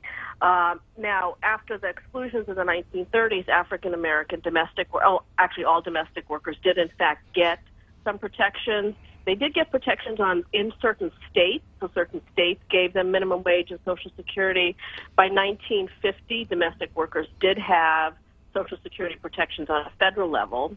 And because of this movement that emerged in the 1960s and the 1970s, and I want to stress it was a movement that was led by poor African-American women, There were women like Carolyn Reed, who was a domestic worker in New York City, who began working as a domestic worker at the age of 15. She began to organize domestic workers on the Upper East Side, where she was employed at the time. There are workers like Geraldine Miller in the Bronx, who also began to organize. Dorothy Bolden in Atlanta. And these women began a nationwide movement. They eventually brought together 25,000 domestic workers around the country. And they were fighting for things like dignity. They were fighting not to be called maids or servants, but to be called household technicians. They were fighting for professionalization, and they were also fighting for minimum wage protections. So they went to Congress, they lobbied in the 1960s and the 1970s, they testified before Congress, and they eventually won in 1974 federal minimum wage for domestic workers. And that was a really important victory if you think about the 50 years of exclusion and the ways in which these women were able to mobilize the movement to eventually put pressure on Congress to pass these amendments to give them these protections. Now, there's an interesting phenomenon where it seems as though once people, get people off of their backs, per se, whether it's the white women in the suffrage movement or the African Americans during this movement to dignify and humanize the domestic worker industry, now they seem like they just moved on to, immigrants and people who have English as a second language, and even the situation with Donald Trump having hired all of these Mexicans that he kept inside of the walls of his resorts and golf clubs as he talks about building a wall to keep them out. There's this tragic irony and hypocrisy where it seems like this machine of exploitation just moves on to another vulnerable group. Is there a current discussion based on the historical context that you just described, whereas a lot of these workers from South America or other places are, going to be able to access this history the same way that other people access the civil rights movement as a blueprint? Like for the gay rights movement, people will access what was done in the past to, make sure that they can have their full humanity. Is there a conversation or a movement around that where people are, looking to what's going on now and seeing how we can stop that exploitation? That's a really great question, and as part of the work that I've been trying to do, I think absolutely. So there is a current movement of domestic workers. There's a group in New York City called the Domestic Workers United. There are groups all over the country, and they formed a national organization, the National Domestic Workers Alliance. And this movement is pushing for redress on the national level for greater protections for domestic workers, for bills of rights in various states. New York has a domestic worker bill of rights. And the movement has, in fact, looked to the history of African-American domestic worker organizing. So they have read about, they have learned about, they, in fact, have something called a Dorothy Bolden Fellowship, which is for a contemporary domestic worker organizer. And Dorothy Bolden was one of the African-American domestic workers in Atlanta who led the movement there. She was a close ally of Dr. Martin Luther King. She lived in the Vine City neighborhood of Atlanta, and she was really a force in the neighborhood who was involved with the Student Nonviolent Coordinating Committee there as well. So she played a really important role. And so the current movement has really honored her and her history and her legacy. So I think they understand the connections between the current exploitation of domestic workers and the very long history. The vast majority of African-American women have now moved out of domestic work, although there are still some in there. And I think one of the things that I find most intriguing about the contemporary movement is the ways in which it has tried to build bridges across lines of race and ethnicity and language and culture. So the attempts are, in fact, to bridge the history of racism against African-American women with the history of racism, with the current racism that the immigrant domestic workers are experiencing.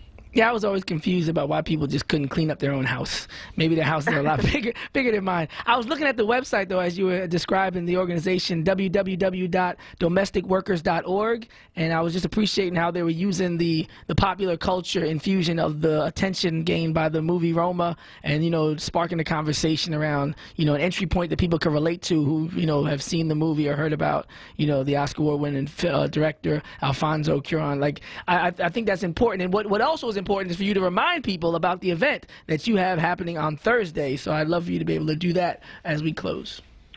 Yes, so that is going to be at Temple University Libraries at 6:30 p.m. On Thursday evening, and it's open to the public, free and open to the public. So I invite everybody to come and join us there. All right, and any social media or websites you want to make sure we stay abreast of as we part? Yes, I'm on Twitter at PremillaNadison.com and Instagram Nadison Premilla, and that's PremillaNadasen. Yeah, I work with a super producer named Kawesa, and she has to make sure that people put the proper respect on her name as well. You know, so I will make sure that the next time we speak, I will have the phonetics in place and be on point. Premilla Nadison, thank you so much for joining us and for all that you do. We appreciate you taking the time out and for waking up with Word. It's been a pleasure, Dr. Smith. Likewise. Take care. Well, that's interesting. I like when I learn, you know, sometimes interviews is really informative, and, you know, you conduct an interview at the same time. You have a nice little lesson about history and life and the pursuit of full humanity that many people are still engaged in. It's very easy if you're part of a group that used to fight on certain levels. We still are in a definite fight, life and death fight, no doubt about it. But, you know, certain aspects of our fight have changed over time. But some people's aspects of their fight is similar to what we did generations ago. And to build those bridges, make those connections, and to resist, you know, common oppressors, I think is important. But we're going to have that conversation on the other side as we continue to have our conversation about who's going to win in 2020. And whose nomination would just be funny. I ain't talking about Hickenlooper. Aaron Smith, Queen Kawesa, super producer. I'm going to read you some of these candidates, too. So right now, we got 3 for Biden. We got 1 for Biden Booker, 1 for Biden and somebody else. I'm going to get that other name. And also, we had 1 for Booker, 1 for Kamala for president. And that's where we at right now. We're doing our own poll. We're doing the WURD, the Mathis Smith.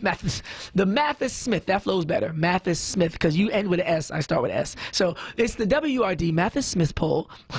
And we are going to go straight to the phone lines after this break and talk more politics. You're waking up with Word, y'all. Looking for Afrocentric art, gifts, home decor, accessories, custom framing, and so much more? Visit LaBelle Art Gallery, located at 53 Kings Highway East in Haddonfield, New Jersey, or online at labelleartgallery.com. Host your own private event in this beautiful gallery today. Be heard. Want another way to join the conversation? Follow us on social media using the hashtag onWURD. Be heard. Stay connected to Word Radio. Independent Black Media. Open calendar. What's my schedule looking like? Next Thursday, you will be caught in an emergency flash flood between Park and First Street. What? No, that doesn't work. I'm busy then. Decline. Decline. Floods don't exactly work around your schedule. Disasters don't plan ahead. But you can. It starts with talking to your loved ones about making an emergency plan. So don't wait, communicate. Visit readypa.org. Brought to you by readypa.org, FEMA, and the Ad Council. Drive in with the Rappin' Professor, Dr. Aaron Smith. Drive home with Charles Ellison. This is Word Radio, 96.1 FM and 900 AM WURD. Philadelphia, independent Black media. Let's go! You're waking up with Word with the Rappin' Professor, Dr. Aaron Smith. On Word Radio. Black Talk Media. 900 AM, 96.1 FM, WURD, WURDradio.com. Listen live anytime and log on. If you don't have that app, you know where to go. Download an app like you know. Public Enemy called it the anti-N-word machine. They said when they get you into crosshairs, you in trouble. And right now, I think Brother Maurice did touch on it. They try, to steer the narrative and to put people in the crosshairs. And right now, I'm watching the news, and they got Joe Biden in these crosshairs. I don't know who he upset. I don't know what's behind it. But apparently, somebody is threatened by Joe Biden. I hear the callers calling up saying he got the best chance. And I'm seeing the response from the opposition in real time. And it's very interesting to hear what the people want. People are saying Joe Biden. But then I see the news it's reminiscent of Bernie Sanders last time around when the people was like, Bernie, and the establishment was like, Hillary, anybody, oh, please, right? So I'm watching this, and they don't seem to have the same issue with Kamala that they do with Joe. Because there's things they can say about all these people. Booker, too, like all of them. Even like Sister Mary was saying, they could be talking about Bernie. They could have Bernie Sanders' wife's story all in the news today if they felt like it. I know it's old, but so are some of these stories. These Joe Biden stories, most of them is 4 or 5 years old. They're not new. So they just picking for the last 5 years what stories to make headlines today. So no, I definitely concede the point Brother Maurice was making, how, you know, they're trying their best to steer the narrative against who they think, I guess, has the best chance. And according to the Mathis Smith poll on WURD, we are finding the same thing. That people are by and large pulling for Joe Biden. And hey, Albert from South Philly, thank you for waking up with word, Albert. Oh, not online yet. Okay, but 215-634-8065. 215-634-8065. One of the things I didn't get to do, I read Meesum's, but I have all of the lesser-known candidates up here on my phone. So I read South Florida Mayor Wayne Meesum. The thing you need to know about him is that he's black. Who knew? John Delaney, 2020 presidential campaign. John Delaney, the former U.S. representative who represented Maryland's 6th district, congressional district from 2013-2019, was announced on July 28, 2017 when he won that. And he is a 2020 presidential candidate. If elected, Delaney will be the first Marylander to serve as the president and the second Catholic. I'm trying to find some things on him that you might want to know, but it's like he was on hardball. He denied. Okay, if I had a word to describe John Delaney, it would be meh. Remember when Trump called Jeb Bush low energy Jeb? Martin Delaney runs the Martin Delaney. I keep talking about the ancestors. I love me some Martin Delaney. John Delaney runs the risk of being assaulted the same way. Meh. John Delaney. Meh. He got his khakis on with a plaid shirt. No offense to his fashion sense, but Amy Klobuchar. Klobuchar. I'm going to get her name right while I go to these phones. Reverend Joe from Mount Airy, thank you for waking up with word. Okay, I'll call you back. I'll call you back by 10 to 10 if I'm going over there. I got to see if he's going to do. Alex from Eastwick. Hello, good morning to the word audience. Are this people who we want to run or people who are actually running? It's up to you, because some people are doing the elimination, but most people are just picking their top 2 or 3. Okay, I'm going to go with Bernie Sanders, Tulsi Gabbard because of her foreign policy, and reluctantly Elizabeth Warren. Can we maybe ask people why they're voting for these people? Because some of the just because the Democrats don't seem to get enough reason. Well, a lot of people are saying the reasons we've been getting so far is because he could win. That was the main thing people were saying. Well, that's interesting because Joe Biden has traditionally been a loser. Every time he's run for president, he starts off high, gets and the more he talks, the more people dislike him. So he's not really a finisher. So I'm wondering where they get this that he could win. He's never really. Every time he's run for president, he's lost. Well, they're saying high-profile post-Obama Biden is different. Really? That's obviously that's the only difference. The only thing different between the time period you just described is the fact that Barack Obama was president and Joe Biden was his vice president. It's the only thing that's different.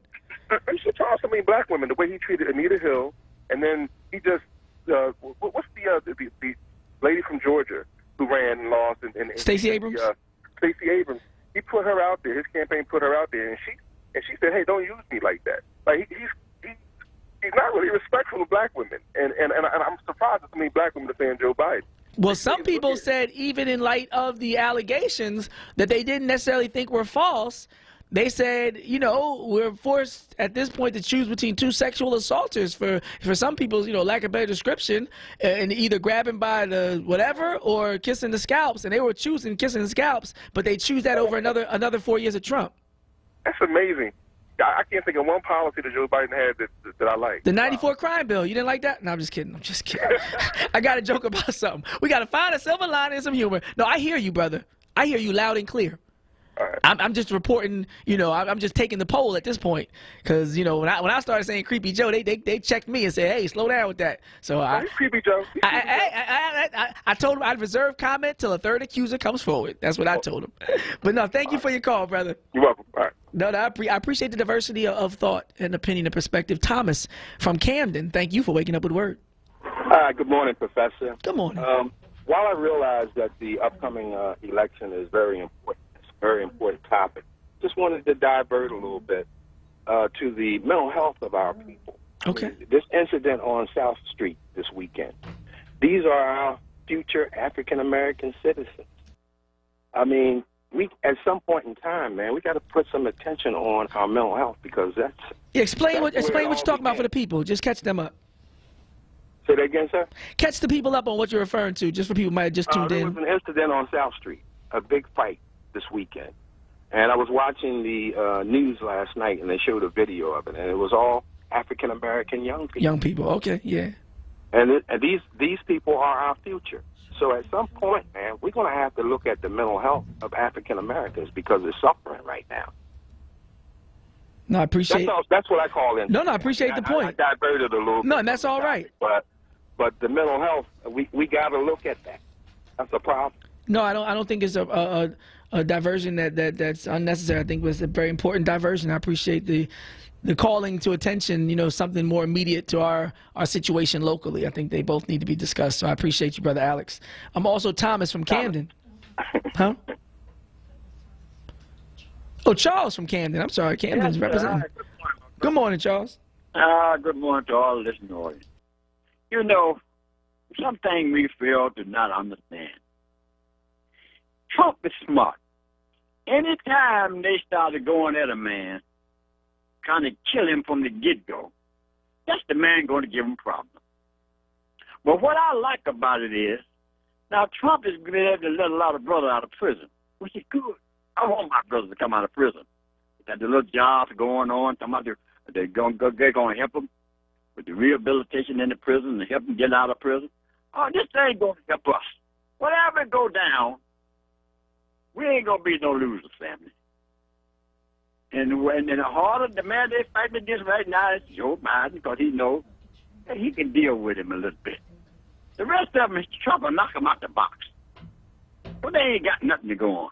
I know you talking about a white one or a black one. I don't care which one. They ain't going to do nothing. No way. Because they can't control nothing. Just like when Obama was up there. He couldn't do nothing. These people control things. And I want to say one more thing. Pray for justice. Ask God to bring on some more rain, snow, hail, and earthquake, some more fire. Now, I get my reparation for my birthday. My birthday is August 16th. August 16th. My reparation by that time. I hear you. Have a nice day. I appreciate you, Brother Charles from New Jersey. Reverend Joe from Mount Airy. Good morning. Good morning, Dr. Smith. I had another call that came through. No problem. I want to expound on the domestic workers. I think Shirley Chisholm, who ran for president some years ago, she was either a domestic worker or her mother. She wrote a book about it also, and how they would turn the clocks back on the domestic worker to make them work another hour. The workers would know it. But I thought about this. There's so many white women that don't know what it is to sew on a button, on the shirt, wash clothes, or do any kind of menial work like that because we've already did it for them. I was at a dinner one night some years ago, and a big-time politician wife was at the table. We were sitting there. She said, well, I've got to take my coat to my mother because I need to have a button sewed on because I don't know how to sew on a button. This was a grown lady. So something really was that domestic work was there. This is a different part of different form of slavery in a way of speaking. They got a little money for it, but when those folks had to stand out in the cold and get way out in the suburbs best way they could and everything else. That's what happened when the Montgomery boycott. I think the white women picked the workers up because the buses wouldn't run it. I guess you know that story. Oh, yeah. They went to town and picked it. So that domestic work, man, there's a lot of people now doing days work. I know the lady from my church worked for one family for 40 years. And when the lady died, the family didn't even come to the funeral because they said the neighborhood was too bad. Wow. He had raised all the kids. You know, those little kids, we call them all kind of by the first names and like that. Because they do all the work. They strollers. You go downtown now, you see black women in strollers with white little babies and stuff. You know, it's a way of life. And Well, thank you for all you do, and thank you for letting me get back in. No, appreciate you, Reverend Joe. I was reading some of that Reverend Joe was describing. It talks about unbossed and unbought sister, great ancestor Shirley Chisholm. It says on November 30th, 1924, Shirley Anita St. Hill was born in Brooklyn, New York, to Ruby Seal and Charles St. Hill. Her mother was a domestic worker who immigrated to the United States from Barbados, and her father, a factory worker who was originally from Guyana. Interesting. Salute to Shirley Chisholm and all the domestic workers, even today. Like the Reverend said, there's a lot of people right now, we hear about all the time that are, working, getting paid completely under the table with no benefits, no job security, and no union, no nothing. Elaine from Mount Airy, thank you for waking up with Word. Good morning, Reverend Professor. Good morning, Kawesa. Good morning. I'd like to say that while I understand the sentiment about Joe Biden, there's an article in the Huffington Post that says there are 7 reasons progressives may want to avoid his candidacy. Number 1 is he was the main Senate author of the Violent Crime Control Act. 94 crime bill, right? Yeah, that crime bill. And there is a video of him on the floor of the Senate where he uses the word predator to refer to. Talk about them and us. Yes. My mom and your wife and those people. Absolutely. And he was vehemently opposed to school busing. He, helped to draft legislation that was anti-busing. Yeah. Those are the 2 things that was, that affect us. But also, just a little out of the way, Hillary Clinton, and Russ Feingold were responsible for the sanctions that were put on Zimbabwe, which crippled that economy at the time that I know Robert Mugabe was in office. That's a little out of, Oh, so, no, it's all connected to me. Yes, and me too, exactly. So I think we need to be very careful. I think the only way he can get away with running, he would have to put somebody black on that ticket to ameliorate us because we're the base. I hear you. Yeah, he's going to have to put somebody black on. And I understand why Stacey Abrams, I wouldn't want to be on that ticket and knowing that he has a past like that. So Cory Booker might do it. He's willing, He'll play ball. Yeah, he plays ball. I got you. No, I got you. Exactly. So I think we need to, we need to really do our research on these people. And I know we want Trump out, but we need to just really be careful with, No, I hear you. I appreciate the call. Okay. 7 reasons progressives might want to avoid a Joe Biden candidacy by Genevieve Hatch, former vice president, is very close to deciding whether or not he'll join a crowded race for the 2020 Democratic nomination. Former Vice President Joe Biden has said that his 40 years in the U.S. Senate make him the most qualified candidate for the presidency. Bates says he has 7 issues that may keep progressives and Democrats from giving Biden their vote. One was criminal justice. The 94 crime bill says the $30 billion Violent Crime Control Act. They spent a lot of money on it. That's one thing people don't talk about. We keep talking about the human capital and the exploitation and the incarceration of so many African Americans. People don't talk about, we had a lot of budget decisions while we were reeling. We were coming off of like Fort Apache, the Bronx type vibes from the 80s, into the early 90s. We just, really getting over all this, trying to get a handle on the crack epidemic. And here they come in the early 90s, drafting this bill, spending $30 billion to basically lock everybody up. In the construction of more prisons, to put more police on the street, of streets in black neighborhoods, increase arrests and prison sentences for drug users, and also increase the presence of Border Patrol. So everybody talking about Trump and all this border. A lot of this exponential increase came through the Violent Crime Control Act. During the 2016 presidential election, Democrat nominee Hillary Clinton acknowledged that the legislation was a mistake a year after her husband apologized for it. Oh my, and they got the video up. Y'all can see the video. I was going to play the video one day, but I was like, you know what? Issues of abortion. In 40 years in the Senate, Joe supported a range of anti-abortion legislation. Desegregation. We had a conversation about the busing. He had a desegregation proposal to send buses to both white and black schools so kids of different races, and Biden vehemently opposed that. As the caller said, support for the Iraq War. We know how that went. Support for the banking industry, with the establishment of big banks. Mishandling Anita Hill's testimony. In 1991, as chairman of the Senate Judiciary Committee, Biden infamously mishandled Anita Hill's sexual harassment allegations against current Supreme Court Justice Clarence Thomas. We're going to continue on the other side. And they ended with, he's a little bit creepy.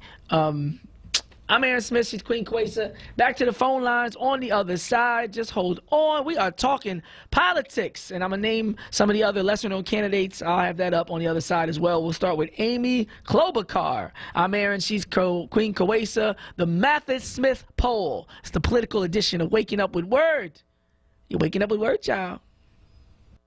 Brothers and sisters! Don't miss The Source. Weekdays 10 a.m. to 1 p.m. on Word Radio. WordRadio.com and the Word Radio app. Einstein Bariatrics wants to talk with you about how losing weight can impact every aspect of your life. They know weight loss surgery is no easy decision, but will be with you every step of the way. With nationally recognized expertise and a full team to support you from the moment you reach out, Einstein is committed to doing whatever it takes to help you succeed long after your surgery. They've already helped thousands start a new chapter in their lives and will do the same for you. This changes everything. Get started with a free information session at EinsteinWeightLoss.com. The National Association of University Women presents a youth conference, April 13th at Impact Your World in Cherry Hill, New Jersey. Topics include cyberbullying, financial aid, and youth entrepreneurship. Visit 2019 NAUW-youthconference.eventbrite.com. We filmed Pennsylvania adoptive families and asked them why more people need to become foster or adoptive parents. As a society, we have a responsibility to make sure every kid gets from being a kid to being a responsible adult. I would encourage anybody to do it. You get so much more out of it than you expect. Visit adoptpakids.org to watch the video, meet the kids, and learn how you can become a foster or adoptive parent. Paid for with Pennsylvania taxpayer dollars. Register to vote by April 22nd. Keeping you informed. This is Word Radio. 96.1 FM and 900 AM WURD Philadelphia. Streaming live at wordradio.com. Word Radio News Update with Vincent Thompson. Good morning. Here's the latest from the Word Radio Newsroom, 96.1 FM and 900 AM. In Philadelphia politics, Philadelphia Sheriff Joe Williams, 2 newcomers for City Council at large and 1 candidate for City Commissioner were recommended by a 13-member Democratic City Committee to be formally endorsed by the party in the May 21st election. Williams has been accused of sexual harassment, charges he denies. The city's law department last month agreed to pay $127,000 to a former sheriff's office employee who alleged harassment. The Democratic caucus of the state house settled a sexual harassment suit against Williams, then a North Philadelphia state representative, in 2011 for $30,000. Another sheriff's office employee has a sexual harassment case pending in federal court. Also recommended for endorsement, Mayor Jim Kenney. For City Council at large, first-time candidates Sandra Dundee Glenn and Catherine Gilmore Richardson, and 3 incumbents, Derek Green, Alan Dom, and Helen Gim. The 30 Democrats and 7 Republicans running for City Council at large seats this year is the highest number of candidates running for Council at large in Philadelphia since 1979. The party's ward leaders will gather this Friday at noon to make a formal endorsement vote. Brady says the ward leaders usually follow the lead of the policy committee. Quickly checking sports, the Sixers lost to the Dallas Mavericks last night. Sixer player Jimmy Butler did not play because of back tightness. Sixers center Joel Embiid isn't with the team on this 3-game road trip. Embiid is back in Philadelphia resting and getting ready for the playoffs. The Sixers play the Atlanta Hawks on Wednesday. The Flyers play the Dallas Stars tonight. Temple University will officially announce former star player and assistant head coach Aaron McKee as its next men's basketball coach today. McKee replaces Fran Dunphy, who is retiring after 13 seasons at Temple University. In the NCAA women's basketball tournament, Baylor defeated Iowa and Notre Dame beat Stanford last night. Baylor and Notre Dame are in the Final Four. The other teams in the women's Final Four are UConn and Oregon. The Final 4 games will be played on Friday. And in the NCAA men's basketball Final Four, it starts on Thursday. The Final 4 teams are Auburn, Michigan State, Texas Tech, and Virginia. Vincent Thompson, Word Radio News.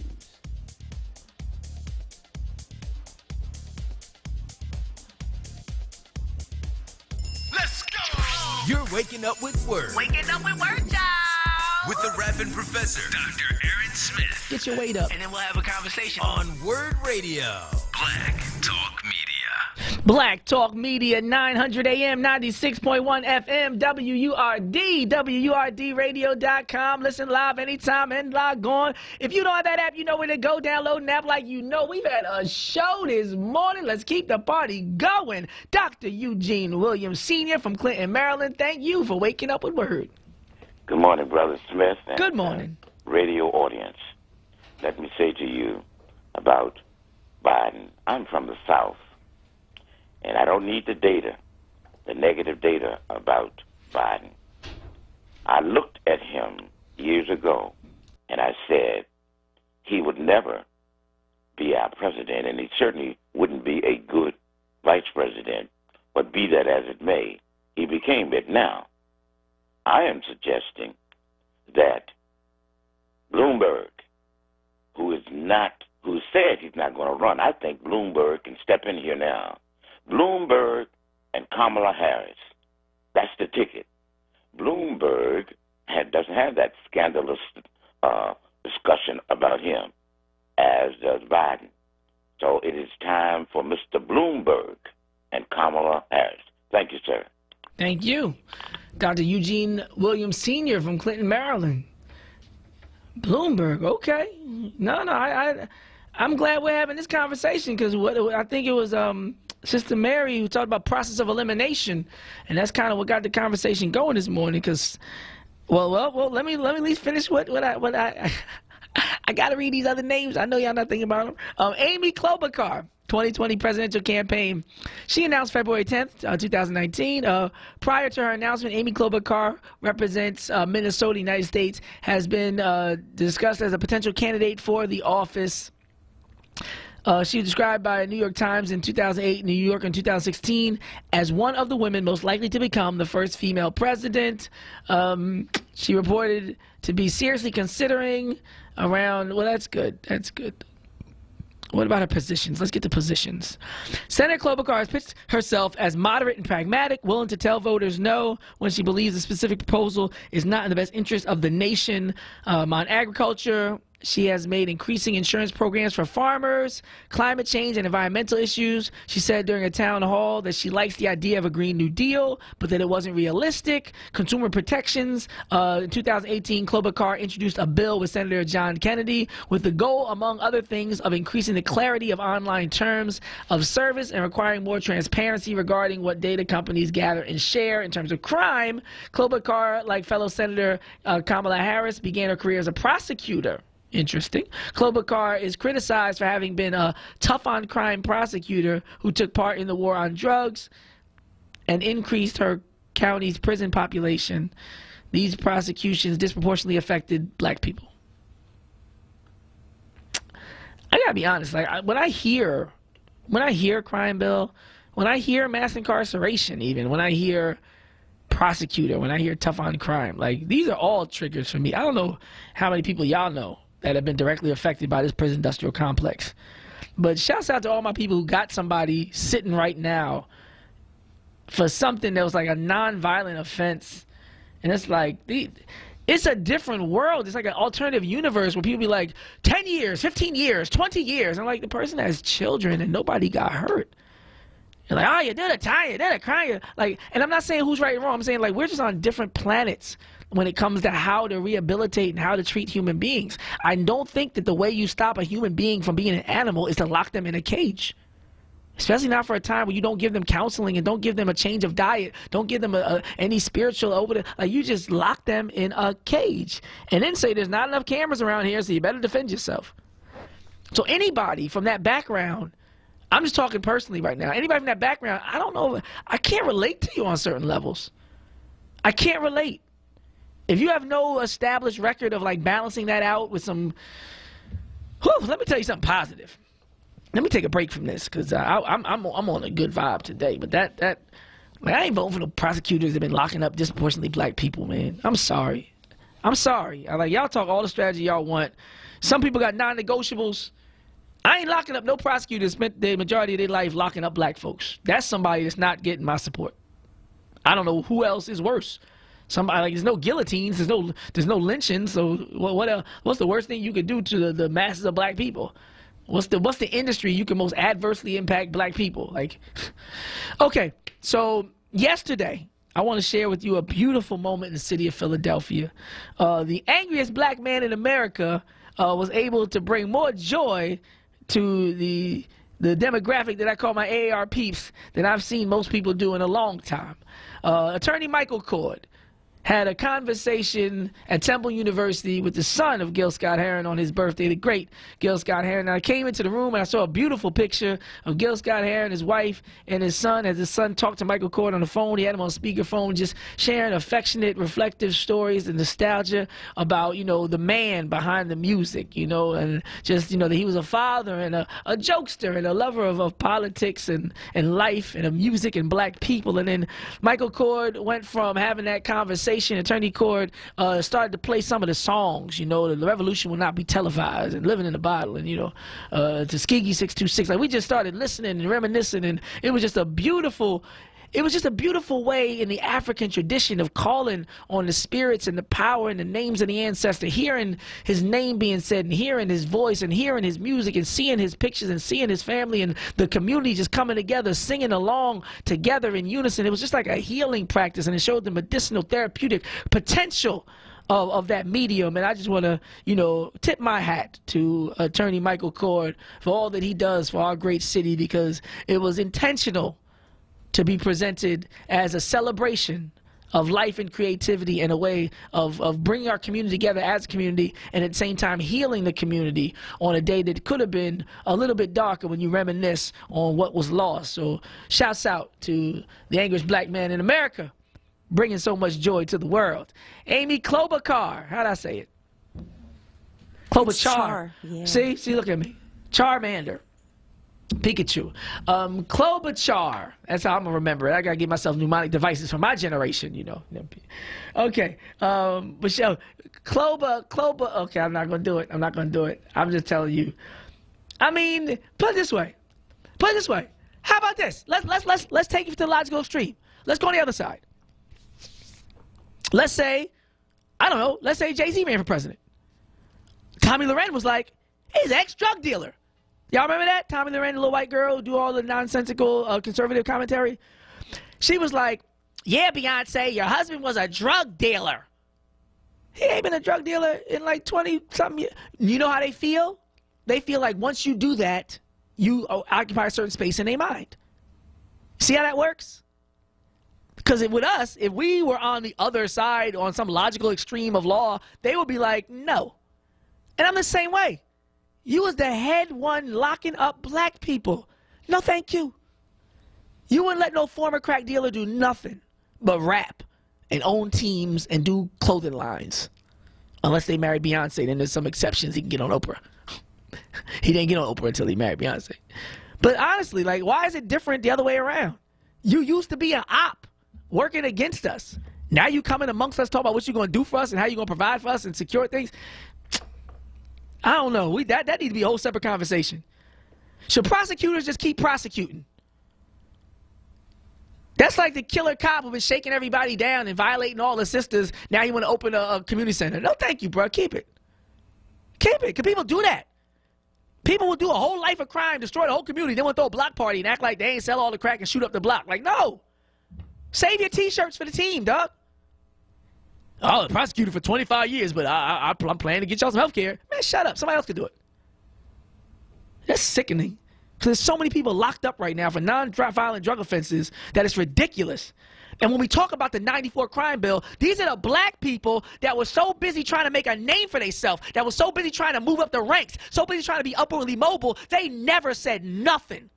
I'm talking about the Rockefeller drug laws. The same people that are running for president now, that have been prosecutors for 20 and 25 and 30 years, these people were around fresh out of Howard, fresh out of Minnesota. These people were so busy trying to move up, they were stepping on black people to get to where they had to get now, to turn around and act like they was with us. Like now they progressive and now they black. Ask yourself, where were these people at in 1994? They 40 and 50 and 60 years old. They was alive. They was adults. Rockefeller drug law comes down, ask them what their position was. Find out what they was doing on their campus about it. They were so busy trying to get downtown and get their internship with the DA, they ain't have no time for protest.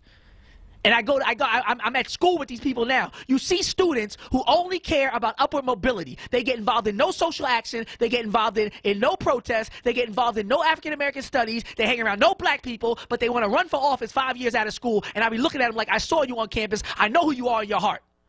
But now you want to play the heaviest black cards you can. You want to pay for somebody to play some basketball, take some photo ops with black people, walk through a community you were scared to be in when you was in college, and now you want to act like you one of us and ride for us and even rule over us and represent us. Happens all the time. They use our fraternities and sororities as step stools. They use our communities as step stools. They use our secret societies and other. They use it. They go to our churches and sit up in them, acting like they, no. Then you're going to turn your back on Reverend Wright. No. This got to stop. These so-called blacks wearing these masks have to stop. They go all the way through school not being down with the real black people. They spin around, get a couple of slick black people on their side, and they manufacture an image that tries to connect them with the community. And it needs to stop. If you was locking us up, you was locking us up. If you wasn't dating us, you wasn't dating us. Don't try to spin it, man. Stay where you at. Don't switch sides. They don't let us do that. They let us be gangbangers and shooters and drug dealers talking about, yeah. Only place you could do that is the black church. Shouts out to Al Green and all the pimps turned pastors. But Steve from Hainesport, thank you for waking up with Word. Steve? Hainesport? Steve? Well, we're going to get back. Huh? Yeah, I was on the phone. I'm sorry, sir. Here's what I want to ask you real quick. Now, you were asking about a candidate that you think would be worthy of running for the Democrats. Am I correct? Well, who do you think? Who's your top three? That's what I'm asking. Well, my thing was I thought Maxine Waters would be the best. I'll be honest with you. For president?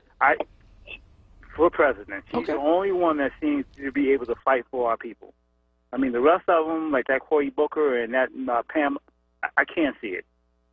I mean, Maxine, I remember when they had the, what was it, when they weren't giving blacks mortgages. But what they did was they switched the rules once they did give us the mortgage. You remember we went to those high prime? Subprime mortgage loans with the balloon payments, yeah. Right. Adjustable rates. So, yeah, she fought for it, and then they switched on her and stuff. So my thing is if we can get her elected, even she ran for vice president. Well, she should have fought for that seat against Nancy Pelosi first. No, okay, go ahead. I'm sorry. Yeah, well, I agree. I mean, you want to show you got some fight in you. You gotta fight on your own level. No, but shout out to Mama Maxine. Enough respect. I don't know if she would want the job though. That would be my only question. Does she want to be the president? Oh, okay. Well, I tell you what, we need to tell her she needs to become president. No, I hear you. I do hear you. And thanks for taking my call, sir. Thank you. But one thing I do agree with definitely, and that the caller brings up a great point. The whole rant that I was just on. I don't think Maxine Waters fits that category. That's why I like when people have a long track record of at least not. This is the thing. You don't even have to have a major track record of putting yourself out on a limb for us.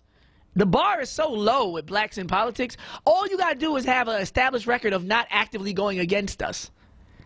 Because you'll be surprised how many people are doing so much playing ball and so much finessing and so much bipartisan trying to build bridges and work across the aisle and reach around across the aisle and all this different stuff they trying to do.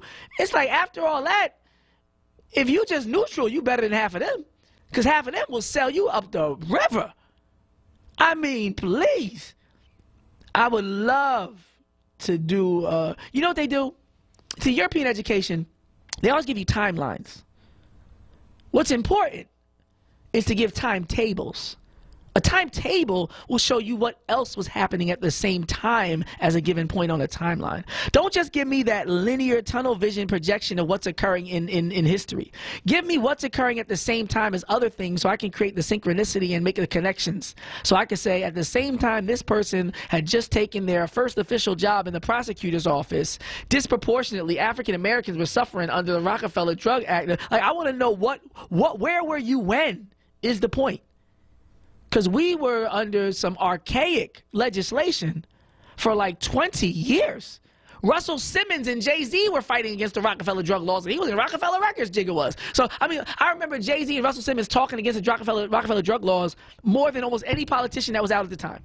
There was almost no black politician that was like, this is ridiculous, this needs to stop, this is evil and racist. I remember rappers saying it. But I don't remember any politician saying it while it was happening. So these people now that they're almost at retirement age, they want to act like they're part of the solution. Like, no, you were actually part of the inner workings of the mechanism that was working to destroy black life for decades. Don't turn around like Michael Jackson in Thriller with the makeup on or with the werewolf thing on. Remember when Michael's in the movie? He was like, go away! And he had the werewolf thing in Thriller. I said, you were scared. You were scared. Like, don't turn around. Tony, from North Philly, thank you for waking up with Word. Oh, thank you for taking my call, Professor Smith, and to the illustrious Queen Carissa, my sister in the struggle. Ooh. Okay. First of all, Bernie Sanders, he's not even a Democrat. Ooh, talk about it. And then, ain't it funny, as soon as he drops his name in the ring, all that money start coming to him? That was a heck of a lot of money. Who's giving him that money? You don't know. And just like now all of a sudden with his wife and all that money and it disappears, something's fishy about him. Just like he watered down Hillary Clinton's chances. And she won by 3 million more votes. Somebody voted. Now, like you had that program on that... Well, about the rigging the elections? Yeah. Now, the elections can be fixed. We can't say... But we vote because we got all the blood on this soil, and that's what makes us an American citizen. Let them do what they're going to do, but we American citizens, and too many of my ancestors and people have died for that right to vote, and that's mine. And I'm not going to let nobody fool me and throw it away. And as far as Joe Biden, he knows where the bodies are buried. He was sat in them backroom deals years ago with them other guys, Republicans and Democrats. So when this time comes, he can say to them, look, man, you remember me? Look who you talking to. I know who you about. You see what I'm saying? That's power. That's how power... It look like they're doing it back to him, though, before he even get in the race. That's why, because he know, yeah. You know how you sue somebody before they sue you? I hear that. No, I hear you. All right, that's all right. No, I appreciate your passionate commentary, and I don't disagree. I think that's a big, and I said it earlier, somebody don't want him in this race. Right, and somebody want Bernie Sanders. Yeah, it might be because of what he knows and how long he's been around. A lot of people probably like, if Joe comes back in here, there's a lot of things that we can't do and a lot of things that we can't say. But I appreciate you, brother. So Sister Sarah from North Philly, thank you for waking up with Word. Good morning, Professor. Good morning, Queen Carissa. Where did these people come from? Which ones? All of them, except for Bernie Sanders. I never heard of any of them. Oh, the Klobuchar and the Hickenlooper? Yeah.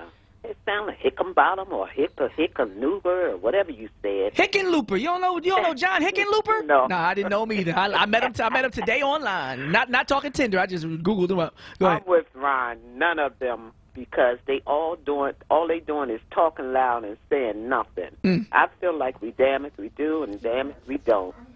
All of them may have skeletons in their closet. Trump, he did, and it didn't matter. After President Obama, we just went down to the dogs, and Trump is not worried. Thank you for taking my call. No, I appreciate you. Former Colorado Governor John Hickenlooper. He's running for president in 2020. He's 67 years old. He's from PA, y'all. He's from Narberth. Even right up this block. Hickenlooper. Shouts out to Pennsylvania. I didn't know you was local. Well, not now, but okay. Governor of Colorado from 2011 to 2019. Mayor of Denver 2004 to 2010. Restaurant entrepreneur and executive field geologist. Okay, he wears some hats. He need to wear a name tag, though. Who is John Hickenlooper's direct competition for the... Okay, I'll read some of that later because I'll read some comparisons to other candidates. After the break, we'll get back into it. We're going deep today. And we have an interview just for you. And it's going to be a great show. Councilwoman. We say we're all political. We got a theme today. Councilwoman Sherelle Parker is going to join us from the 9th District, Democratic member of the City Council of Philadelphia. And we're going to have a conversation about the new low-interest home preservation loan program called Restore, Repair, Renew. Just for you. After the break, you're waking up with Word, y'all. Wake up with Word with Dr. Aaron Smith. We'll be right back. Listen to Word Radio on the go with the Word Radio app. Search for WURD in your favorite app store today and take us with you wherever you go. Stay connected to Word Radio, independent black media. This Black History Month, Woodmere Art Museum presents the opening of Freedom's Journal, The Art of Jerry Pinkney, master watercolorist and renowned illustrator. Celebrated worldwide, Pinkney's works present spirited watercolors and powerful depictions focusing on the civil rights struggle and the pursuit of freedom. Featuring over 100 artist illustrations, including Charles Blockson's groundbreaking Escape from Slavery, The Underground Railroad. You don't want to miss this. Freedom's Journal, The Art of Jerry Pinkney, now through May 12th. Visit woodmereartmuseum.org. This is Word Radio, independent black media. Councilman Alan Dom is building a brighter future for Philadelphia's children, fighting for more school funding, raising funds to support tech education, and personally donating to teach computer coding at Coded by Kids. Listen to Coded by Kids instructor Ashley and CEO Sylvester Mobley. There are a lot of kids that will have a brighter future thanks to Alan Dom and his contributions to Coded by Kids. Having Alan Dom make a commitment to transforming people's lives through technology has helped us. I can't thank Alan Dom enough. Fundraising to teach computer coding, personally donating thousands. Alan Dom is fighting to give our children the opportunities they deserve and preparing them for success. Big ideas, big achievements.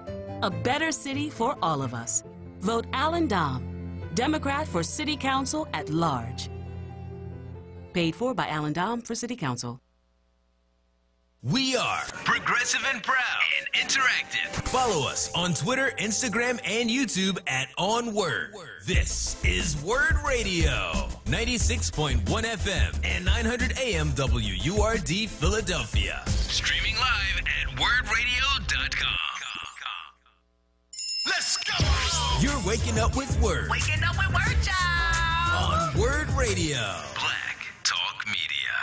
900 AM, 96.1 FM, WURD, WURDradio.com. Listen live anytime and log on. If you don't have that app, you know where to go. Download an app like you know. Right now on the show, we have Councilwoman Sherelle Parker, Democratic member of the City Council of Philadelphia, representing the 9th District, joining Waking Up with Word to promote the city's new low-interest home preservation loan program called Restore, Repair, Renew, and to talk about the 9th District's budget briefings and town hall meetings. Good morning, Councilwoman. Welcome to the program. Good morning, Dr. Smith. Thank you so much for having me.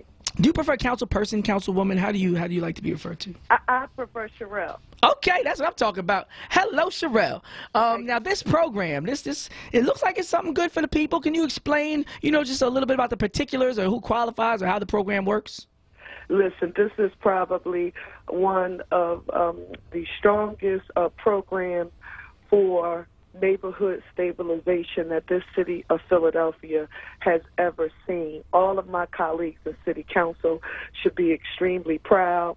Dr. Smith, we in 2016, led by Council President Clark, made a small increase to the realty transfer tax, and that allowed us, the city, to issue up to $100 million in bonds.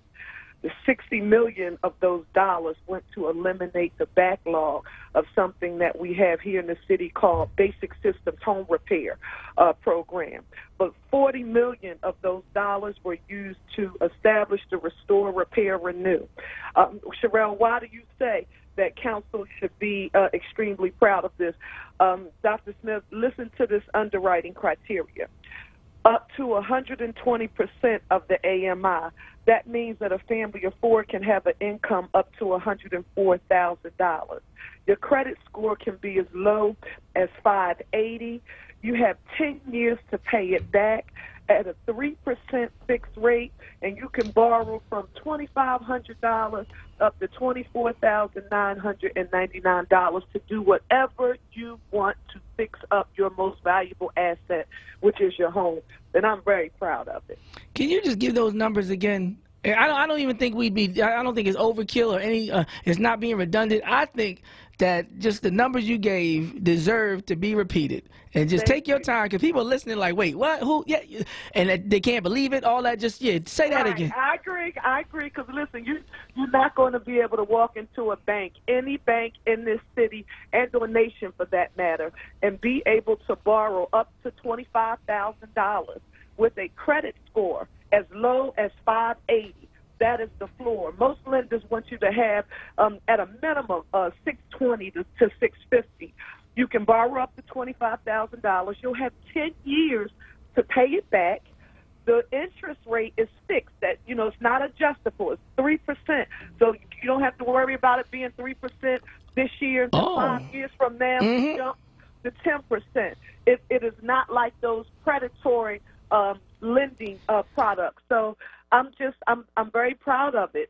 When you think about, in the AMI, that's the area median income, the reason why 120% of the AMI is so important is because, Dr. Smith, the district that I represent, the 9th Councilmanic District, our people are usually not eligible for many of the subsidized programs. And it's not because they're rich. It's usually because they make a nickel over the income eligibility guidelines. So they say to themselves, wait a minute, I've been a consistent contributor to the city's tax base. I take care of my property. I pay my property taxes, but I'm a nickel over to be eligible for anything that the city is offering. That is no longer the case. You can now gain access to capital to make improvements to fix your home. And I and all of my colleagues, and a special shout out to Council President Darrell Clark, because we work hands and fists together to get this done, and all members of City Council who supported it.